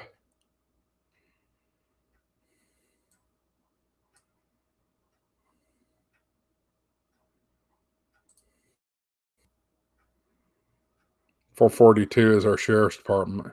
Your sheriff's department should not be on 440. That 440 is ham band. That's not a public what's it called? Public safety frequency or band. They should be up around 462. No, 462 is GMRS. 146. Nope, they won't be on 146 either. Those are ham bands. If they were on ham bands, they would be accessible to everybody. Just might double check that. All right, so we'll look DMR, D-Star. I'm not going to worry about P25. We'll look at System Fusion too. Search. And I'm doing a 50-mile search around. So there's Lewisburg repeaters. I'd never heard of this. Culleoka. Don't know where that is. But you got a repeater there. Columbia. You got three in Columbia. One of these is a Yaesu System Fusion repeater. System Fusion is another digital style. It's good. I found that I like D-Star better, but Yaesu System Fusion's great. You can talk all over the world on it really easily. You got two FM repeaters on 440 in Columbia. Spring Hill, you got another FM repeater. 3 in Shelbyville. Those are all FM. Yeah, you've got a lot of analog. Okay. You got a lot of analog in your neck of the woods. Franklin, Lynchburg, Fayetteville, Lawrenceburg, Nolensville. Out, boy, this caught me off guard. I saw Athens. I'm like, you're a long way from Athens. Why is it there? But that's Athens, Alabama. Elkmont, Lawrenceburg, Brentwood. You're getting back up towards Nashville around here. This is all within 50 miles of where you live there. Nashville. I didn't realize you were within 50 miles of Nashville, but apparently you are, just barely. But yeah, you've got a lot there to work with. Steven says, in Evan's case, come on. Evan's case, 90% is analog, so 2 meters and 70 centimeters will work just great. So here's what I would recommend you start with. You could start with a Baofeng if you want. That may be fine for just, starting up. Good throwaway radio. You break it, big deal. It's $20. You might look into a Anytone 878 wouldn't be bad, but there's a little bit of a learning curve to programming it. I did a video about programming it earlier. I think it was yesterday I did that video. So it's a fine radio. Yaesu FT3 or FT3D or a 5D would be good.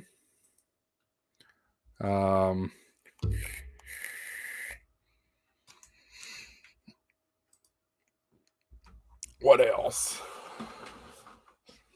If y'all got some ideas, throw them out there. VX6.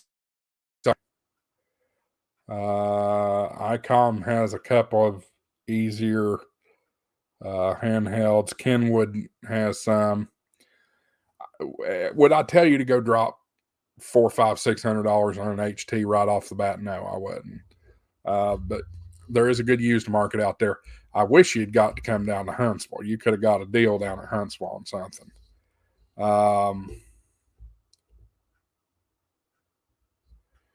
Baofeng 1701 and a hotspot would be good start. Yeah, I get it, Colin, but I'm also not trying to break the bank. And I'm also not trying to overcomplicate it.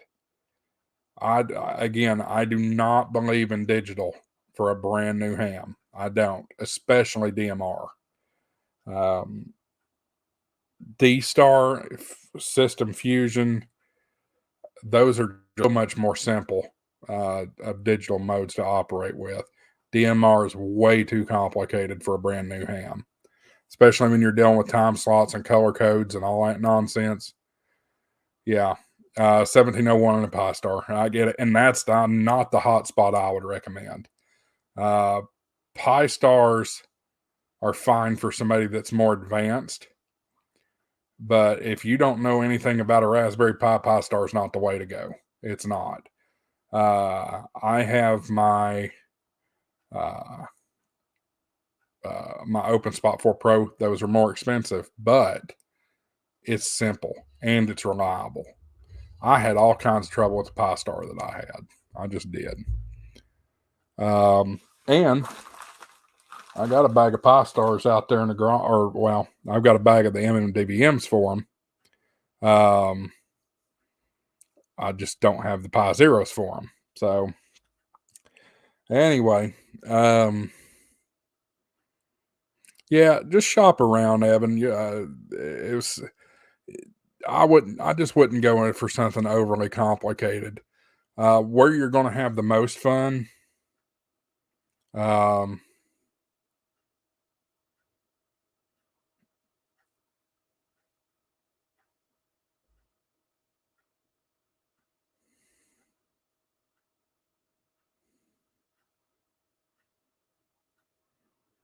you're going, sorry, lost my train of thought. I was reading comments here.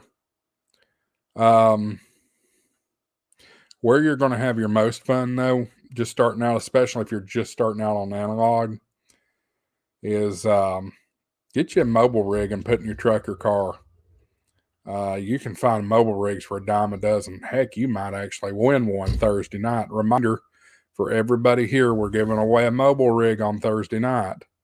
I think we're going to go for 9 o'clock on Thursday night. That seems to when my streams mostly start.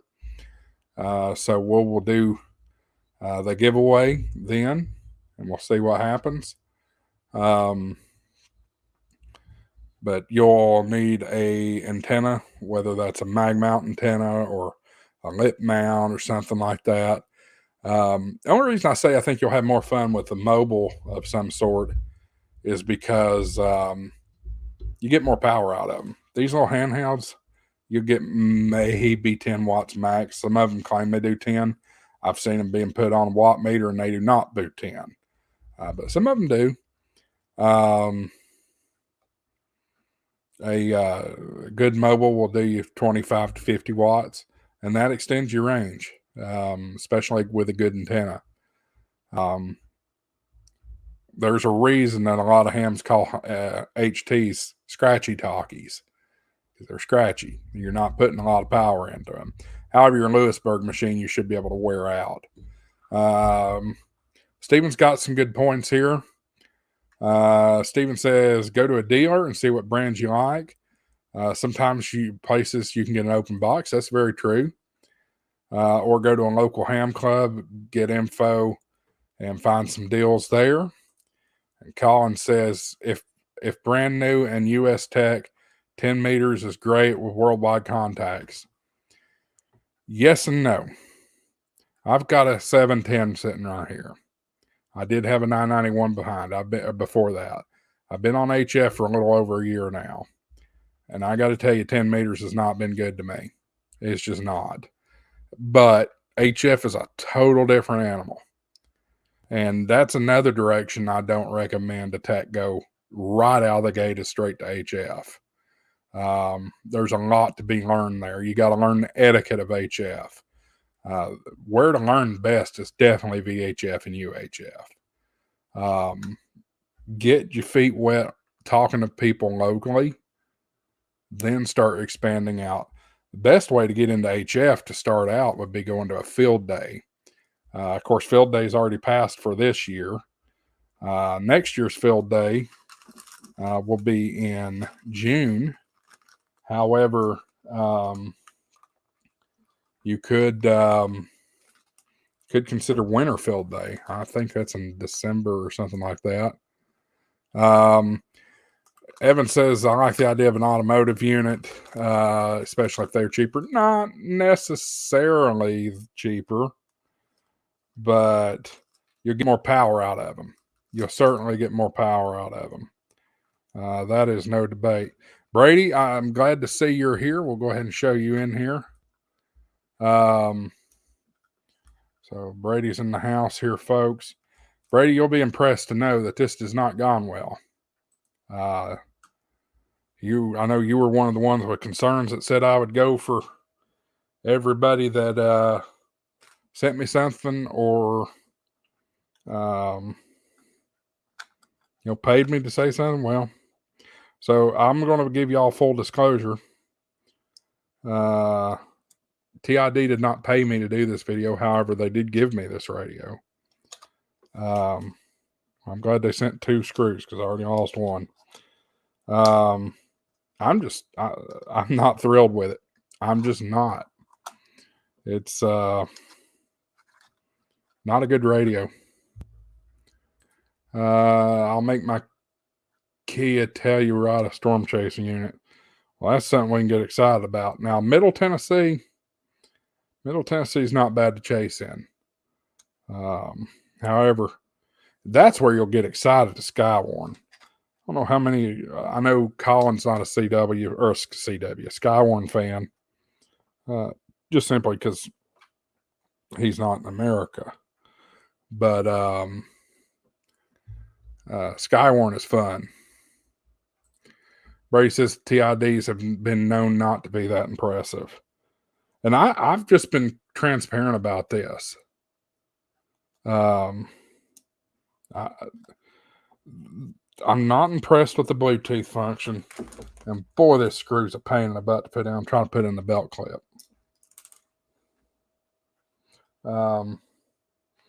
Bluetooth's not easy to program. It's just not that impressive. Brady says GMRS cats will have them. Well, they're more than welcome to come get it.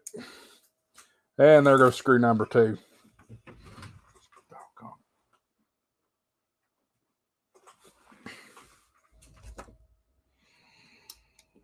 What else y'all want to talk about tonight? Colin says they don't have big storms, luckily. And I lost it again.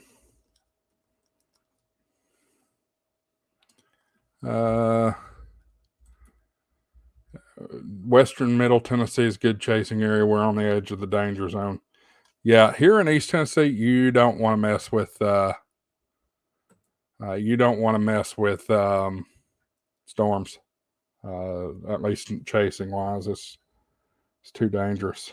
Now Brady and I'd tell you something different back in 2010, 2011. Well, we had some fun out there. But yeah, it's too dangerous. It's too dangerous around here. Now, the biggest trouble that we have with our Skywarn nets is damage chasers. People that go out after the storm and look for damage. It's not what Skywarn spotters are there for. Skywarn spotters are there to report what they see, not to go find what they see. All right, I need to find me one more screw. By the way, Brady says, I'm begging you to try to get some deal with VGC and try out the APRS. I am curious of those. I know they've done a deal with, they did a deal with one of the other ham radio YouTubers. I can't remember who it was. If I could, yeah. I'm willing to try anything out, but I think this video proves one thing. Just because you hand me something free doesn't mean I'm going to sit here and praise it all day long. I'm just not. I'm going to tell you like it is. Whether you put cash in my hands or whether you put a radio in my hand, I don't care. I found that screw finally.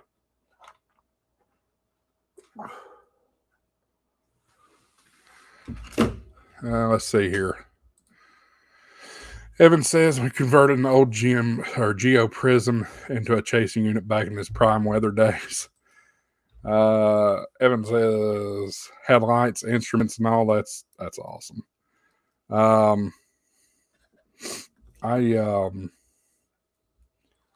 know you all have this streaming weather channel down there. I guess it's streaming only. I don't know, but Tennessee Valley Weather. I met those guys last year down at what's the name of that thing? Rocket City Weather Fest. It's in Huntsville. It was back in February at the University of Alabama, Huntsville. And good guys. All right, I got the thing on the back of it now. Now to put this crazy crap on. They're good guys. Interesting platform. Colin says, well, bugger, I have been on the end fed for the last hour on 10 meters. We sought back to the correct vertical base. Not getting more. I mean, I'm not going to lie. I get some stuff on FT8. If I can work FT8, something's going on with my radio. I might show you all that here in a minute if y'all want to stick around. For some reason, my computer is not hearing the radio loud enough. And I don't understand it. Now, I know Brady won't be thrilled with that. Brady's not a big FT8 fan. But digital stuff's just... it's just popular now. All right, I got the screen or the thing on it. Whatever. Let's go back to any desk here in just a second. Larry says that's the kind of reviews we want. Very good. Yep. Evan says, Tennessee Valley weather. Me and Ben used to work together. Yep, I met Ben down at Huntsville. He wouldn't know me from Adam, but I met him down at the Hunt. I went to that East or Rocket City Weather Fest just to meet James Spann. I've been a big fan of his for 15 years now. So he's a cool guy. But I got to meet them down there that time. Evan says he's 30 minutes from their studio. Are they in Huntsville, or where are they actually out of? Brady says, Josh and I have spent many long nights tracking thunderstorms and going skywarn, us and Jason Roach. R.I.P. Jason Roach. We miss him desperately. He used to be our skywarn coordinator here in the Knoxville area, KF4 VDX. And ironically, this was not planned. Jason passed away. They're in Lawrenceburg. Okay. Jason passed away at the young age of like 42 or 44, something like that, from stage 4 colon cancer. I guess probably been 7 or 8 years. No, it's probably been 8 or 9 years ago at this point. And the ironic thing is, I bought my house 7 years ago. If I'd bought it before he'd passed, we'd been neighbors. He lived only 2 streets up from me. I pass his house every single day. So it's hard to... he's a good friend, so it's just a little emotional. But I was there the second he died. Greg Williams and I were at the hospital the moment he took his last breath. So it was rough. But it's every time I go by his house, I think about him. It's a shame. Let's look at FT8, y'all. See what's going on. If y'all want to chill here for a little while longer. If nothing else, you're helping my watch hours, so I appreciate that. Turn this on. All right. Get rid of this. Get rid of this. All right. So I have 2 configurations that I run my FT8 in. One is HRD, which I'm going to just go ahead and fire up HRD at this point. I used to run JTDX. However, JTDX just quit working. I don't know what the problem is, but it just stopped. I think this is that. Oh, helps plug in the radio. Stand by.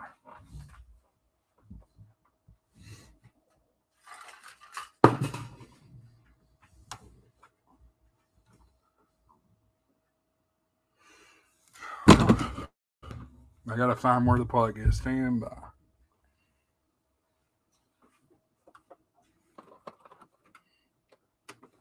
I moved a bunch of stuff around on my desk.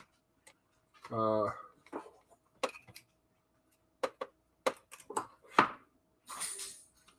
moved a bunch of stuff around on my desk the other day, so things got disconnected here. All right, let's start over. Close this.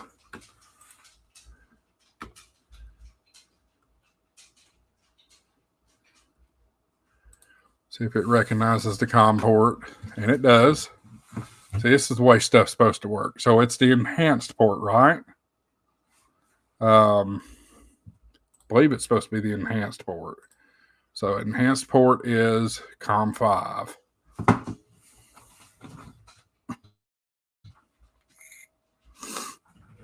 That's COM5. Okay, so it's working now, or at least Ham Radio Deluxe is.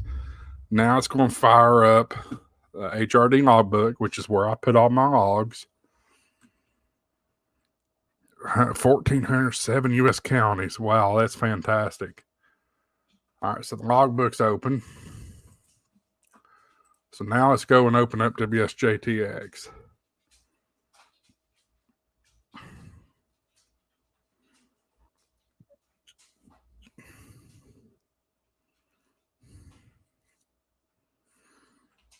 New version, blah, blah, blah. It's fine. All right. So we got audio coming out of the radio. Let me go back to the default setting here.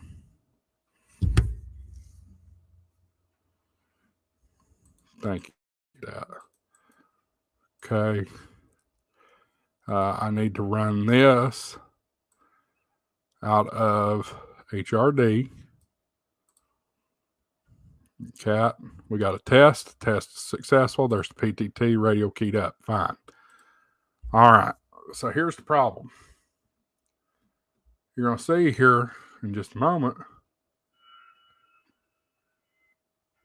Where's the waterfall? The waterfall. Let's check the audio settings.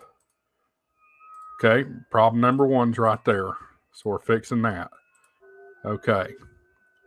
Now we should see the waterfall. Okay. Y'all see this as we've got movement in the waveform. So that's right. Brady says, I heard a rumor that HRD is finally coming to Mac. If they do, good. All right, but there's the waterfall. We're starting to show some stuff showing up on the waterfall. But I want you to look over here. This is where your audio level is into WSJT. While you see everything in the waveform here, the software is just not hearing it. Does anybody have a suggestion?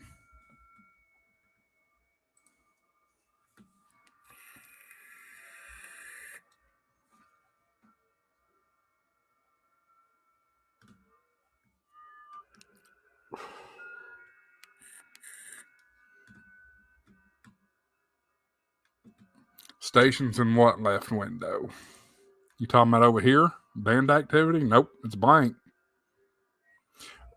That's where I first thought of going, Colin. Colin says video or volume settings in the computer. Let's go there and look. Because I thought the same exact thing. So we'll turn my speaker volume up. That's fine. And then we will open up the mixer. I think this is where the problem lies, right here. Because look, there's nothing there. It's flat, or it's a 1. Rigs up. AF volume is all the way up. Or excuse me, the RF gain is all the way up. So that's not it. This will not open up though.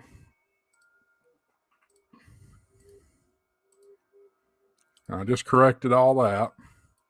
I don't understand why this slider will not open up.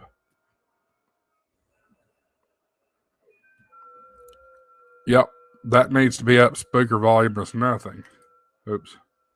Any dash crash. Give me just a second. It does that from time to time. Could it be the install for WSJTX? Is there anything hogging that computer input? No. Nope, that's the only thing going to it.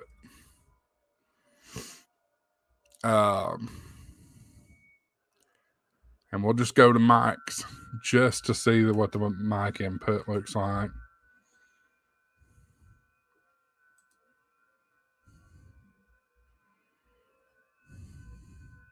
And you can see, there it is, right there. It bounced around like crazy. Now I just maxed out the volume on it. Let's go back to WSJT. You're getting a little bit more out of it, and there was one decode there, but it's not enough to sustain. Evan says he's out. Have a good day. Thanks, buddy. Appreciate you being here. I don't understand it. There's another decode. I just 48,000 hertz. That's right. No effects. Let's turn those effects off and see what happens. Well, that seems like that hurt it.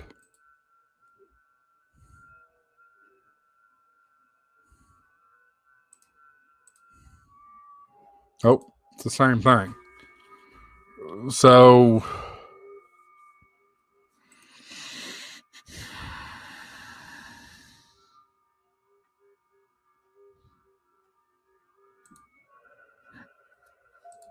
WSJTX is down until the Volunteers make it to the playoffs. Well, if they play like they did Saturday, that's not going to be a problem. There's nothing wrong with the radio. The radio is set just fine. No attenuators are turned off. There's plenty of gain. Here, I'll let you see the radio.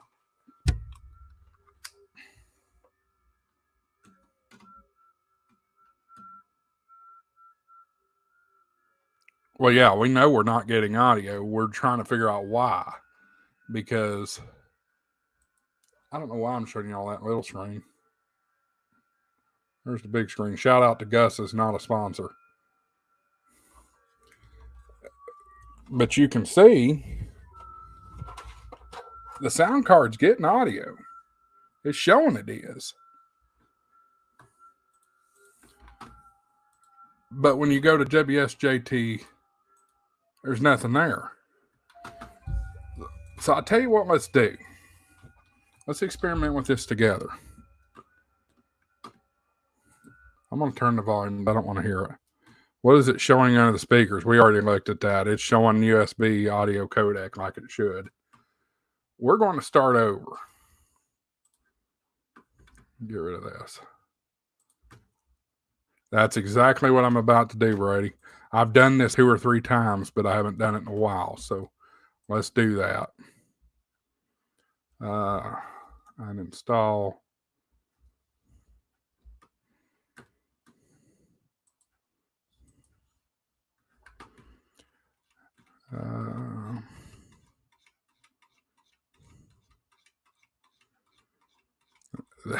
I don't use this computer for much, but look at all this junk. Where is it? There it is. I've got WinLink on here, but I absolutely despise WinLink. I've tried it, don't like it. Look, this stuff about back and forth to folks on over the airwaves, it just doesn't make sense to me. I just don't. Pick up the mic and talk to somebody. Yeah, yes, I have. I've rebooted this computer 4,000 times and rebooted the radio 4,000 times. Windows cannot find, okay, whatever. Cool. All right, so Google Chrome.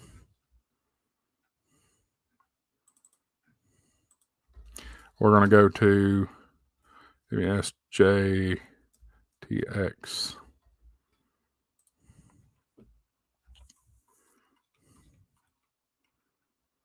Latest general availability. I don't care anything about the SuperFox thing right now. I hear that's still in beta anyway. So where is the downloading for it? There it is. We got 64-bit system. All right, Colin, we'll see you back.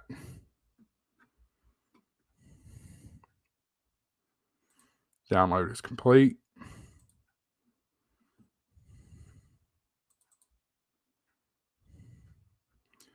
Yes, next. I agree. Sure, we'll add it to the path for everybody, even though I'm the only one that uses it.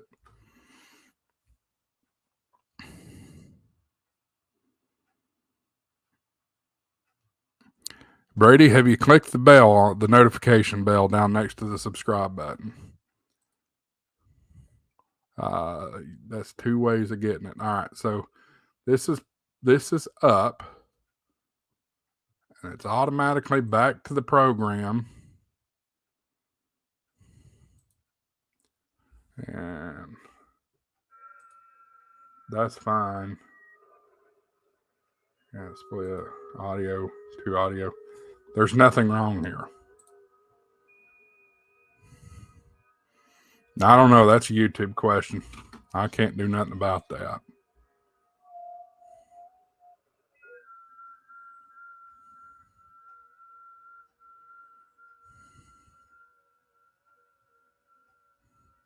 And I can't use JTDX because JTDX will not open. Matter of fact, I'll show you what happens when I try to open JTDX. I don't understand this whatsoever. It opens and it closes right back. Don't get it. KF0IDT is in the house. Welcome in. Good to see you. We're just sitting here having a fuss and fest. Ain't nothing going right tonight. But here's the thing I don't understand. Is we've got a waveform down here. We see stuff in the waterfall. Why? I don't even want to. Well, that's JTDX Improve. What is that?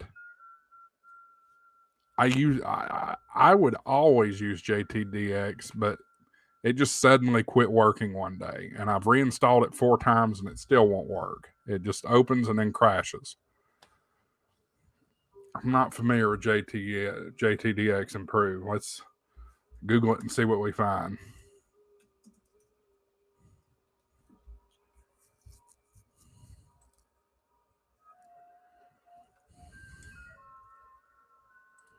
Sure, let's download it. Get rid of this crap.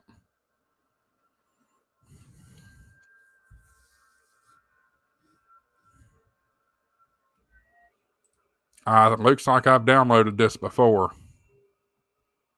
because I've got a 2 after it. Agree. Add to the path for everybody. Yes. Yes.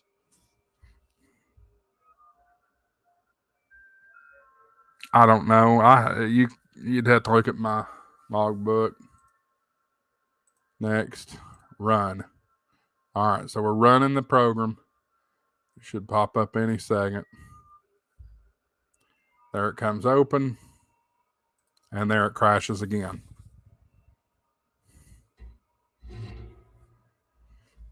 Not the problem. When's the last time FT8 worked? Well, let's find out. So I haven't been logging much in a while, but it looks like the last time I made an FT8 contact was August 3rd. Yeah, I am, but I'm not at the same time. Brady says it's above his head. When did this issue start? IOW. Don't know what IOW means, but February or August 3rd was the last FT8 contact I made. Of course, I got busy with the channel and Huntsville Hamfest and didn't have interest in it for a while. But about 2 weeks ago is when, in other words, I couldn't tell you a date. It's been within the last month. We'll just put it at that.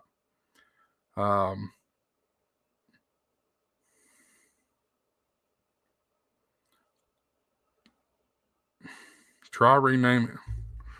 Let me put this up here for you. No, I've used it since then. I've used it since the PA went out. By the way, PA went out on 10 one night. All right, let's try what you're saying there. See users, Josh M. I don't see anything about app data. Where's app data?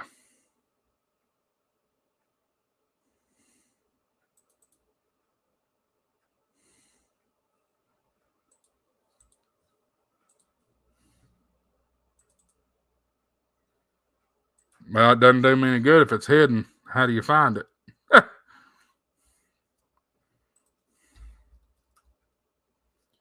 Command line. See, this is the stuff I'm talking about, guys. We've got to make ham radio so a freaking computer programmer don't have to do this stuff. Everybody thinks everybody knows Linux and all this crap, and nobody knows this. Not everybody knows it. It shouldn't have to be this complicated. Let's see here. App data /local /JTDX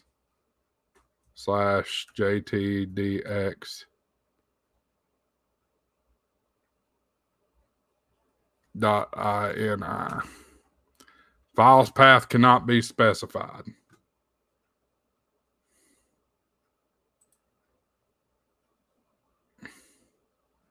Okay, I'm back to File Explorer.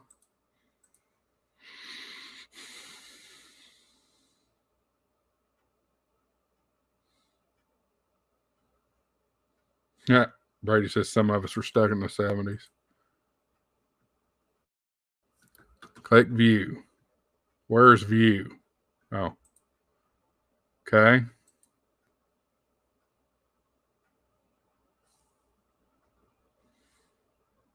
Show hidden items. Okay, I see where we're going. App data. Local. What was this? Where was it?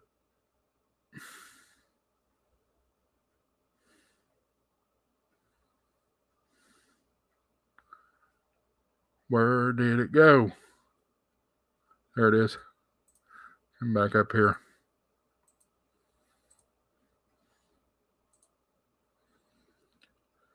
And we're going to JTDX.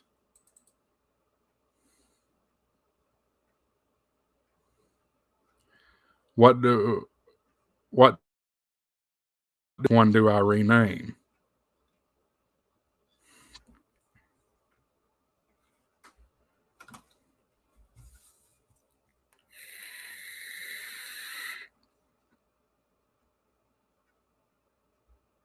So I'll rename the Oswagab file or the configuration settings file.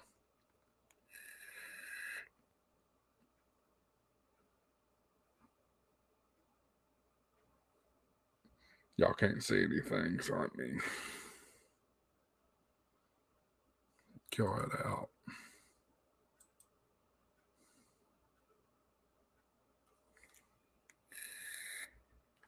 The config file. Do I rename it to something specific or just something random?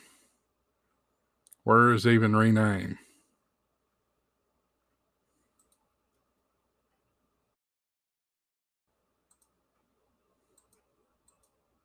There it is. Windows 11's crap. All right. So do I open the configuration file now that I've done that, or just reopen it as normal? Show more items.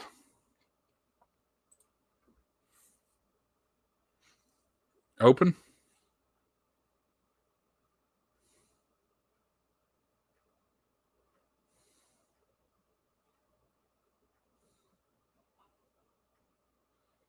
Nope, just try to open JTDX now. Okay.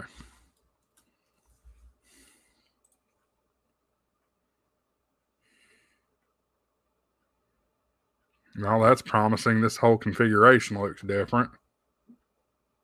I'm seeing audio here. So that's a good sign.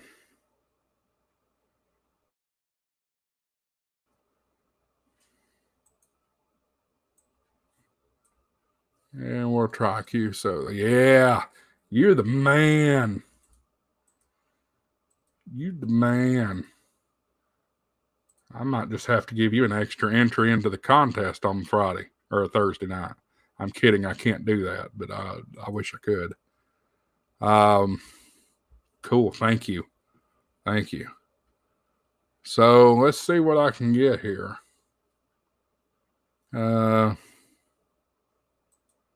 This must be 66 or Route 66. First thing let's do, let's get off frequency and tune up.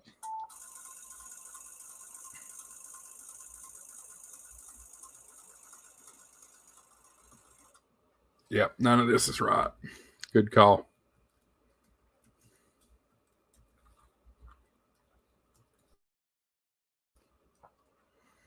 Blah, blah, blah, blah, blah. That looks good. Radio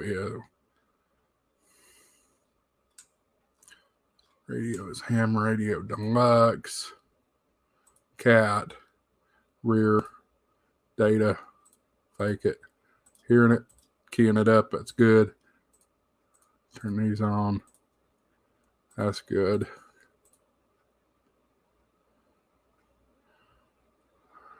All that looks okay. I'm just going to test it and see if it works. Okay. We should be gold. Let's see what we get. And everything disappears. Way to go.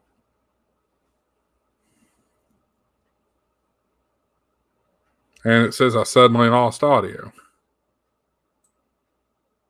Why did I lose audio? Mary says brownie points. All right, let's go grab this station right here. N1 NRL.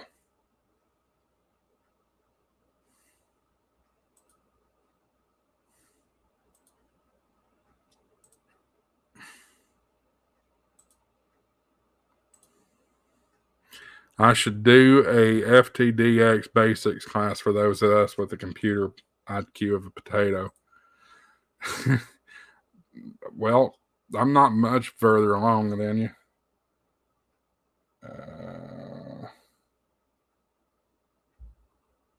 What's going on here?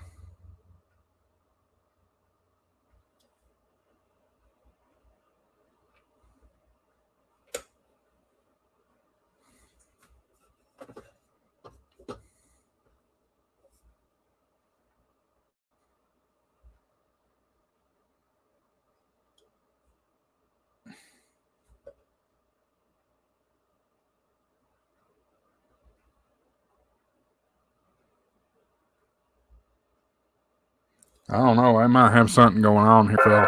Whoa. Holy crap, that was loud. Might have something going on here. Let's just stand by. I need to do a SWR check because my meter's bouncing like crazy and I'm not used to seeing that. SWR is solid. So that's not it.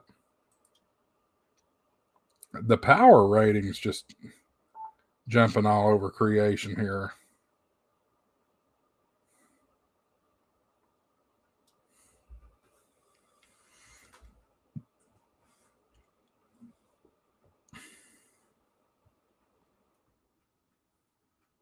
Nope, you're right.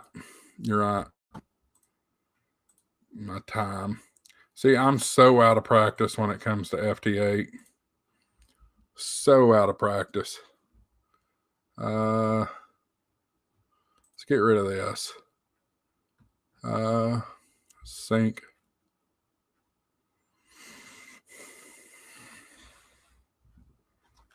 Yeah, a lot of people do. I don't. I just use the native Windows thing. I have JT Sync on here too, but I don't use it anymore. All right, times are a lot better now. Let's try to grab this Bosnia station.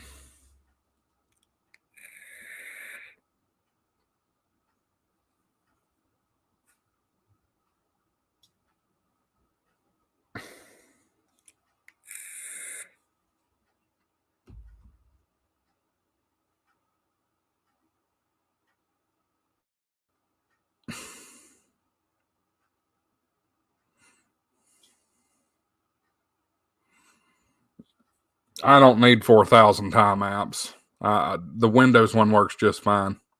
I'll be honest with you though, when I did FT8 on my Mac, never had a problem with time. Time was always spot on. Another down point for Windows.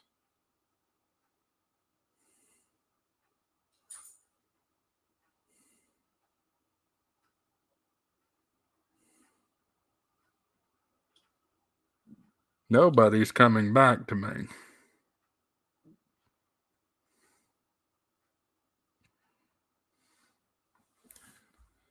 My power output is just not stable. I don't have a bad SWR. I want y'all to see what's going on here. Let me go full screen. Let y'all see this transmission. Watch that meter up in the top corner. We're transmitting now. What is going on? Why is it doing that? Usually that thing goes up there and hangs out, and it's not doing it. It's just bouncing all over the place. And I know the SWR is good. Don't start, Brady. Don't start. ALC, good point. Barely anything.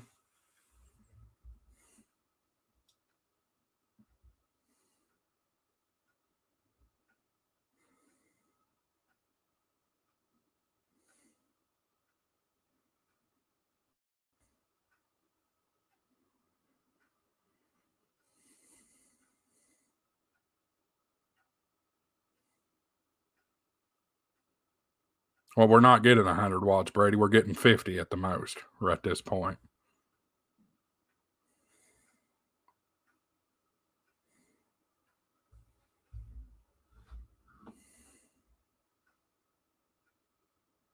I've been telling him forever, KF0 IDT, about 100 watts on FTA. He's one of these that believes that he's a QRP guy.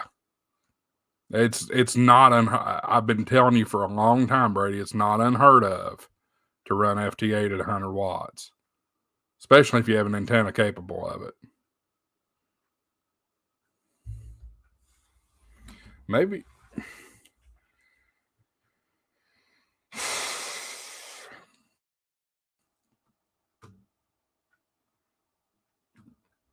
All right.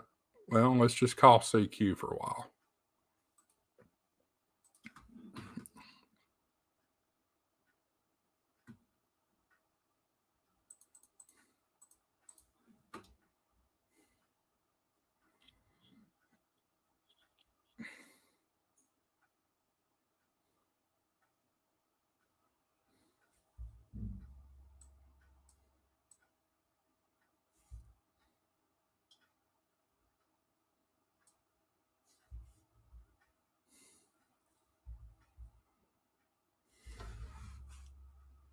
It is frustrating.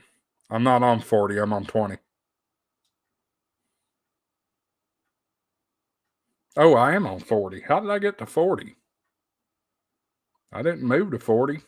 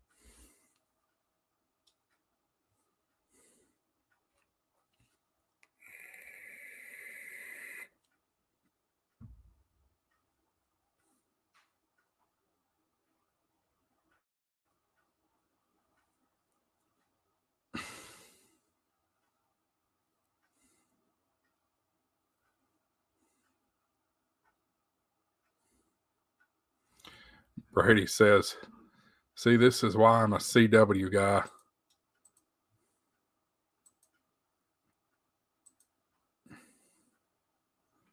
Be pissed after doing a soda. Yeah, I get it. Nothing has gone right for this stream. The only thing that's gone right for this stream tonight is the stream itself. And you fine folks coming in here. Let's try PSK Reporter. Now, I'm just bringing this up on my side, so y'all won't be able to see it.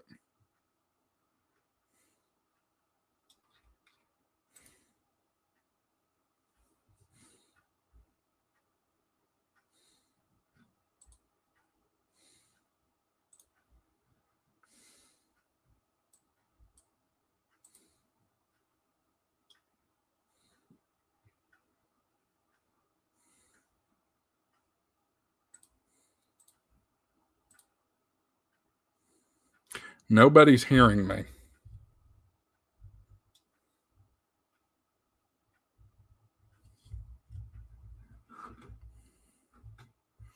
All right. Let's just stand by, y'all. I'm going to take this out of play. So I've got a separate SWR, or I've got a separate SWR meter in play. And I'm going to go right past it and take the radio directly into the antenna. Now, I know the audio codec's right. I already been in there 3 times. It's not changed.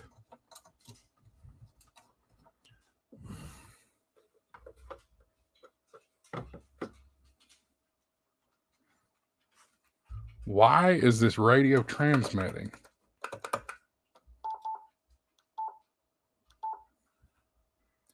That's weird. Oh, I see why. Well, I'm lucky I just didn't get lit up.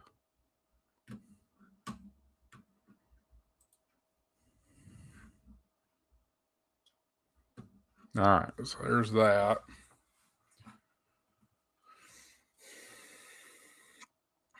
Let just transmit, and then we'll see what we got.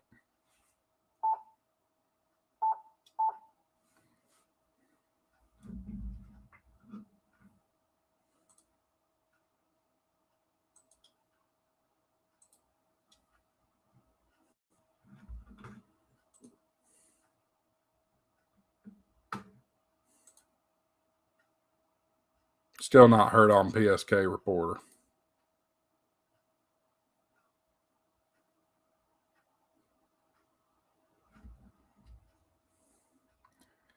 Let's try. Well, I know audio's got to be getting passed because I'm seeing little rise and fall in the meter.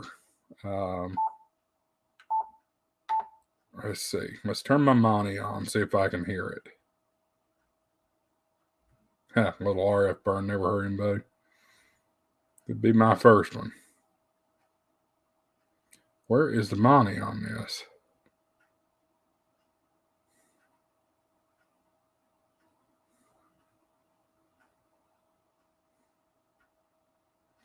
I normally can find the money button easy, but I don't see it.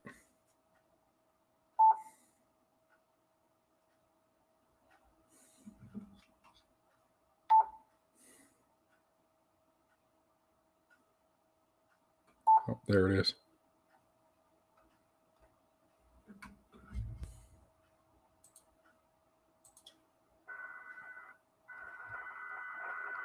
Well, there's first problem. Y'all hear that? It is extremely distorted. All right, back to this.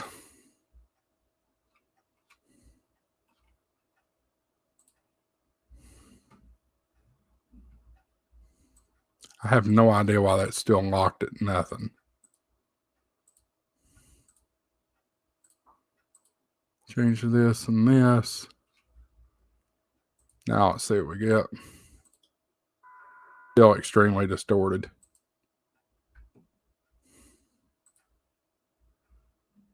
Down to 7 viewers, that is.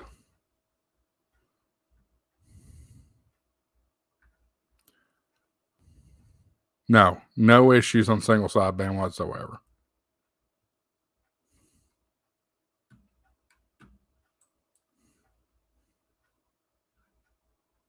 And pull this back down. Try it again. Still extremely distorted.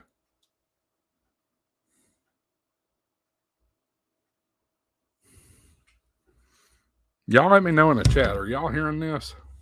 Whenever it's not a consistent sound. We know that look, I'll show you. The audio is fine. That's not the problem. Been up there twice already. It's not the audio codec.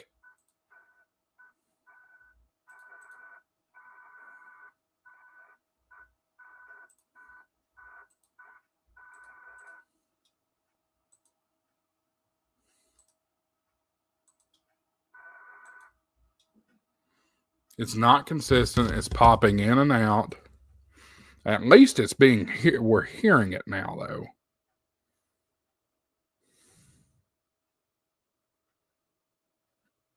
Yeah, it's like a beep. That's what it should be, just a beep. But no, that sounds almost like an EAS tone.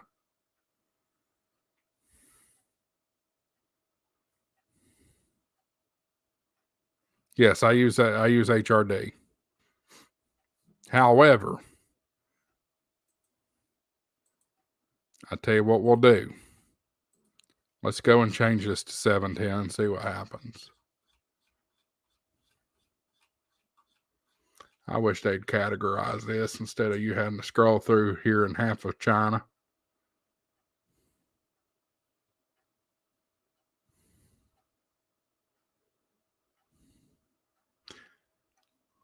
Where's the 710? Am I just not seeing it?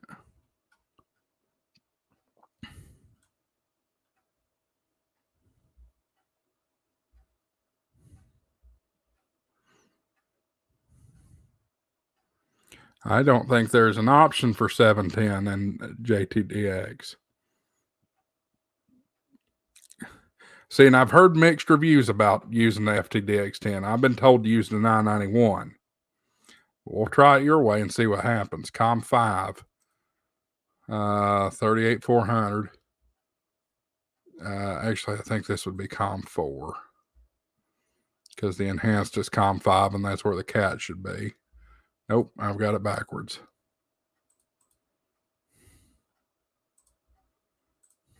Still not hearing it. Oh, that's because it's in use. Stand by.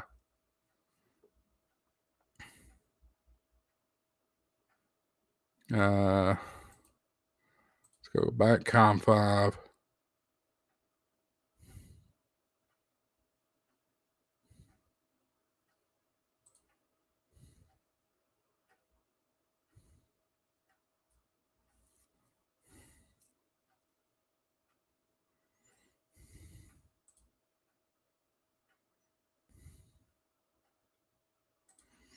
It's not talking to it. We're going to go down 91 then.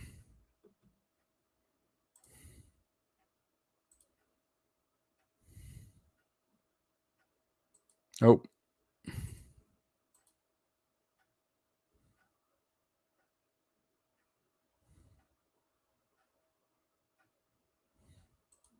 Well, usually it's the enhanced COM port, in which that enhanced COM port is COM 5. Do I have the baud rate wrong, perhaps?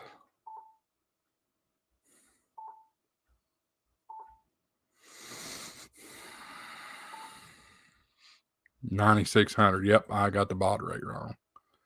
That's our problem. At least it should be.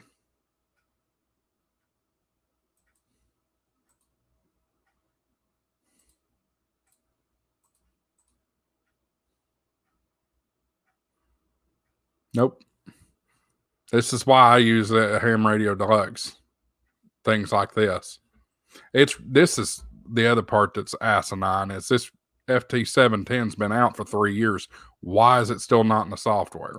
It's not in HRD. It's not in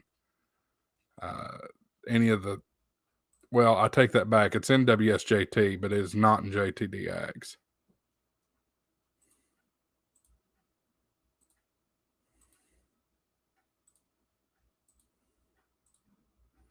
It's just not talking to it, y'all.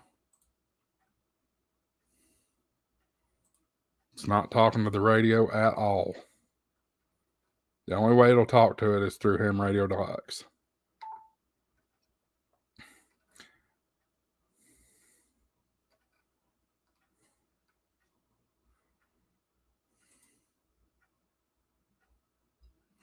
Yeah, and that's one of my frustrations with HRD, KF0IDT. I don't understand what's taking so long. They've been teasing a Mac version of HRD for years now. And I paid them an extra 25, 30 bucks, whatever, for that upgrade when it's coming. And they've yet to do it. They've yet to do it. So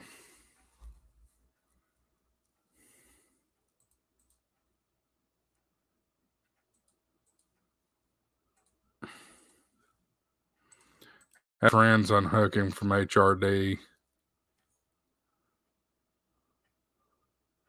So do you have any other rig control? I don't know what you mean by that.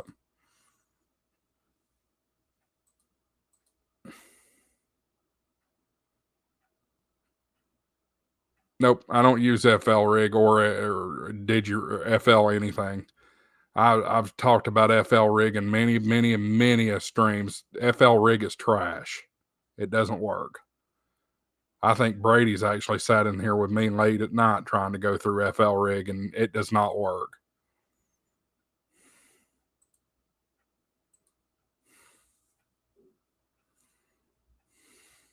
Omni rig, I'm not familiar with. All right, let's just start over. How about that?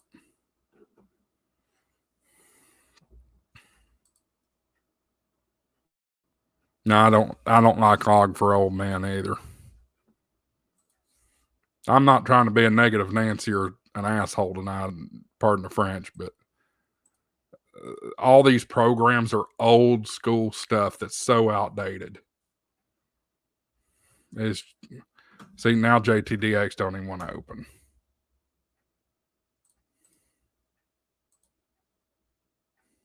And I need to hang it up, fellas. I'm just going to get pissed and throw this computer if this keeps up.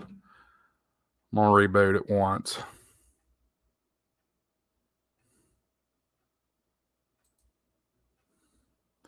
Look, here's the deal.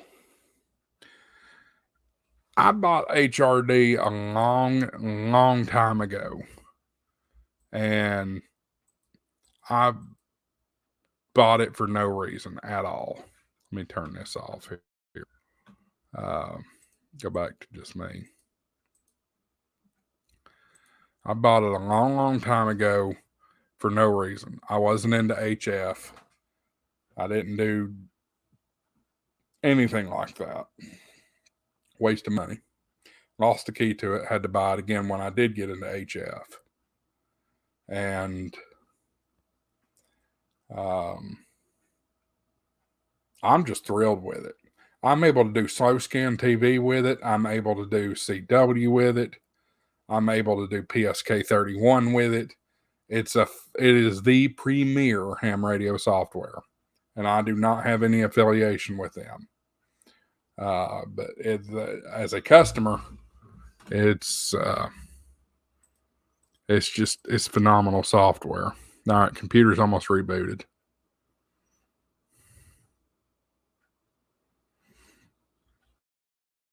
Windows. You have to constantly reboot the stupid thing.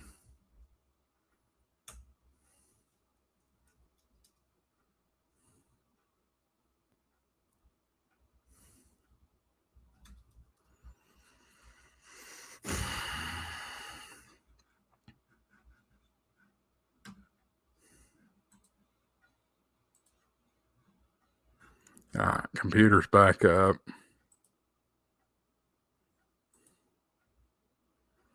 Yeah, no doubt. Digital Master 780, it is premier. It's just a phenomenal piece of software. All right, so we're gonna do this your way from the beginning, but I do have to have the logbook up.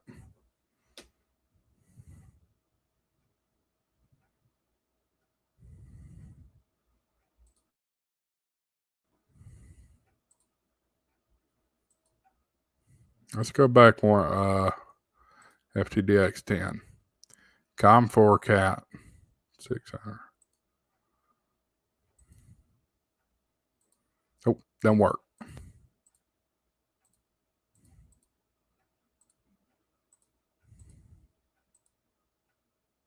Nope, don't work. It don't work. It don't work. I tell you what, I've been so impressed with ICOM. I'm this close, and I'm not fussing at Yasu, but I'm this close to letting the 710 go and going to a 7300 or something. Just solidifying all the way across the board. Let's open up HRD. Wait. There it is. Connected. However, it's not reading right. Look at the waterfall. It's like my bandwidth got screwed up somehow. Bandwidth looks good on the radio.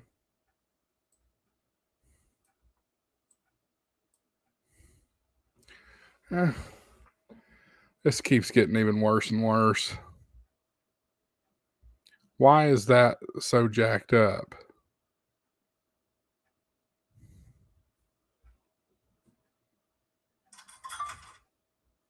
Well, somebody unsubscribed.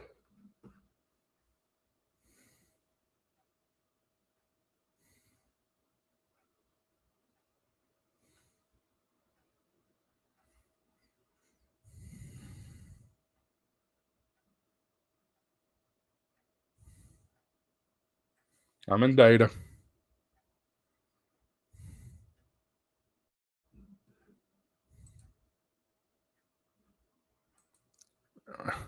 It shows I'm connected. It shows well, it was showing.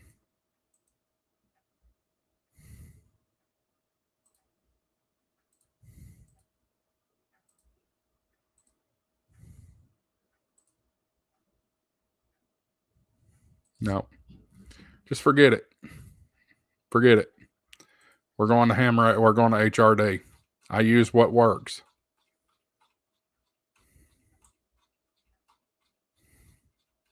I just do.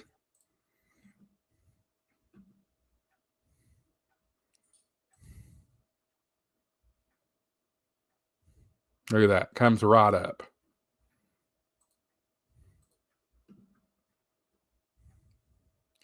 Test cat. Got cat immediately. Got PTT immediately. Perfect. All right.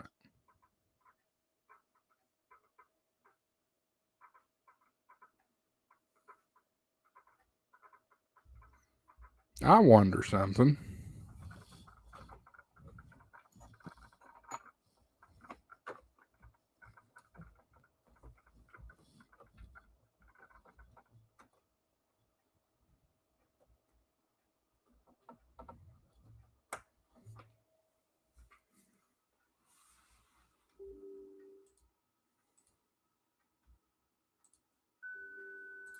That was it. Oh my God. I just figured out the problem. Stop transmitting, you stupid.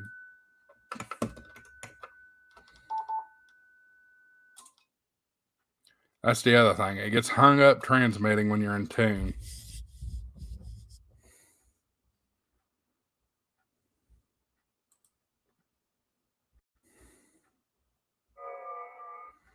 All right. So basically, all I did, unplugged the USB and plugged it back in. Let's see what happens. I don't need that big though.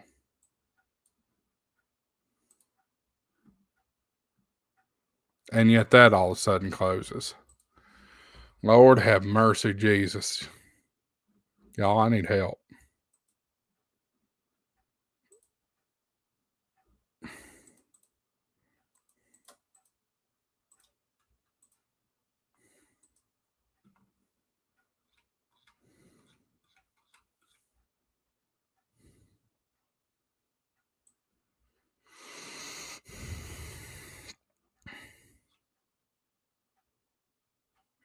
So the waterfall looks normal again.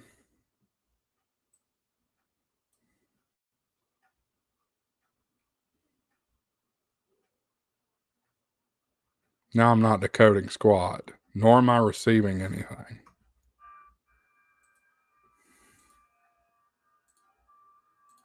That all looks normal.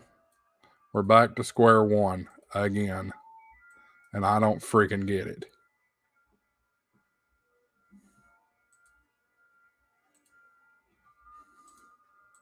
Nothing.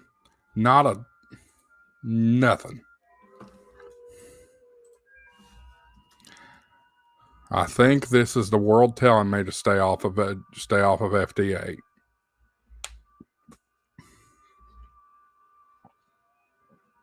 So your node got cat control because it just popped up. There's this. Okay. Let's grab this station right here.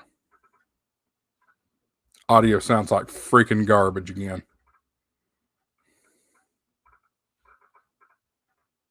Yep. Guys, I'm done. I'm done with it tonight. Absolutely done. Done fooling with it. It's too much of a mess. It's just the audio sounds fine. I turned the Monty on so I can hear what's coming out of the computer, and it's completely distorted, completely overkill. I'm wondering if I've got a bad USB cable or something. Perhaps that sound card in that computer's overdriven. It's just a cheap laptop. I don't know. So I don't know, y'all. This isn't one of my most proud videos. I've been a little bit of a jerk tonight. I just have been. I get disappointed when companies like this send me things that are just not superior and expect me to do a positive review on it. I'm sorry, TID. You did not make the grade. That was the first bad thing. And then I get into wanting to troubleshoot this crap. I mean, we made steps. At least the gain's higher on the radio or on the computer now. So that's one step in the right direction. But I don't know, y'all. I don't know. I need to go to bed. Work's going to come early. And it is early tomorrow because I've got to be at school, or I got to be at work an hour earlier.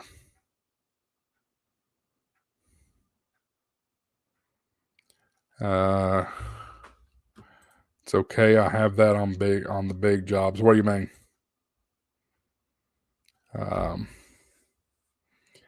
I just hope I didn't screw myself on any other deals down the road. You know, that's what I'm afraid of, because I've made no bones about it. Yeah, it is a Monday. You got that right. I made no bones about it. I'm trying to make a second income with this YouTube channel. And that's not going to come from YouTube money. It's going to have to come from some sponsorship stuff. And TID sent this thing to me, and I ain't done nothing but trash it. It's just been a complete disappointment. It is 11:53 p.m. my time. 22:53 if you go by military. So yeah, I'm just going to rate things as fairly as I can, and this is not. I would give this thing a 1 out of 5. The audio sounds clean. I mean, when I listen to it on my local repeater, it sounds clean. But that's what I'm going for with this channel. I want to give you all fair and honest reviews. And yes, I know I beat up on some of you guys because you're like, go into this and do this and the command line and this and that and the other. That's not what this channel is about. Not every ham radio operator out there is a software engineer and knows that kind of stuff. I mean, yes, we need to know our stuff, but there isn't anything on the extra class exam about being a software engineer. It's all about RF. It's all about electronic components.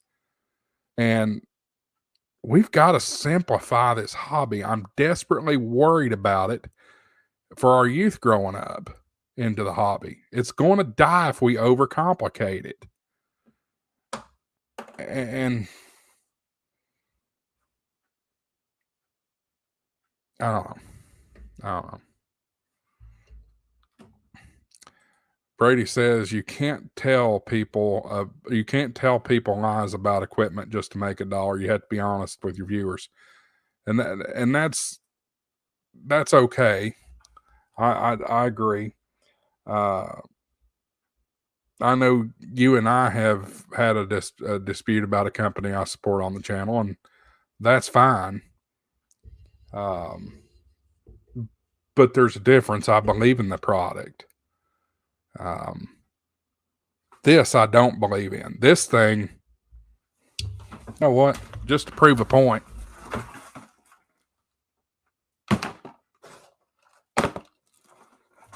That's where it belongs.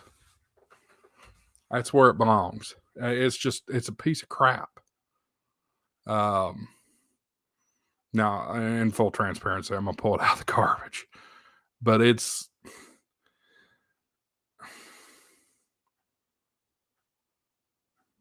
we shouldn't be selling our brand new hams on garbage. Something that's overcomplicated. Guys, we've got to preserve the hobby. We've got to save the hobby.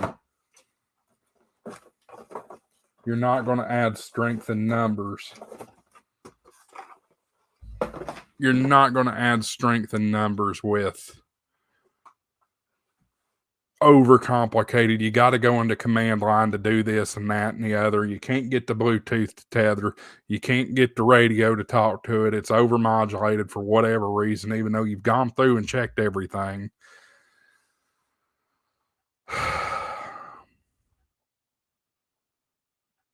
We've got to do better. We've got to do better as a collective hobby. So, John, you're fine. You're fine. I'm not knocking you. I'm just straight up frustrated with everything as of late. And I'm sure some of my stress for the Twins is coming out. I don't feel stressed about the Twins, but I bet deep down I actually am. You know, they'll be here in about a month.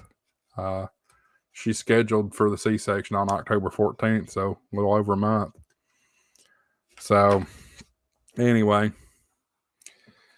let me do a check-in on our subscribers here real quick and see where we're looking on that before I cut it loose. And then I got to go, y'all. It's getting late. So, and I don't hide this stuff. I'll let y'all see it. So,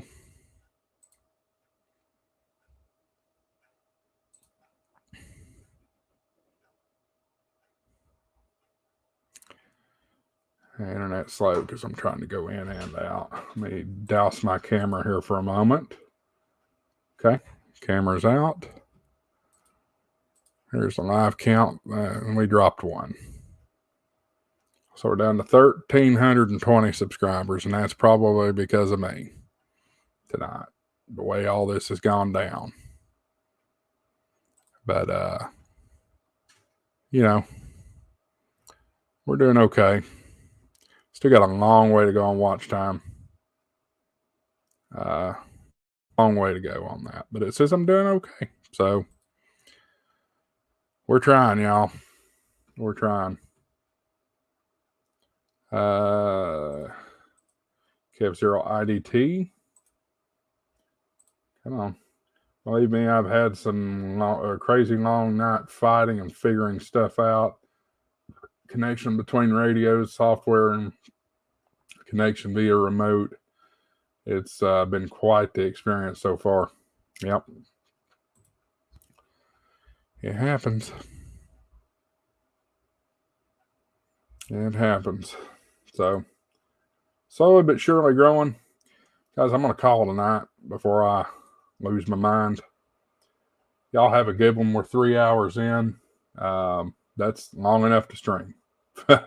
Long enough to stream. I wasn't even counting on being on here that long, but we went down a rabbit trail. So we'll call tonight, and we'll 73 and talk to you next time. This is AA4WX WSCB 693.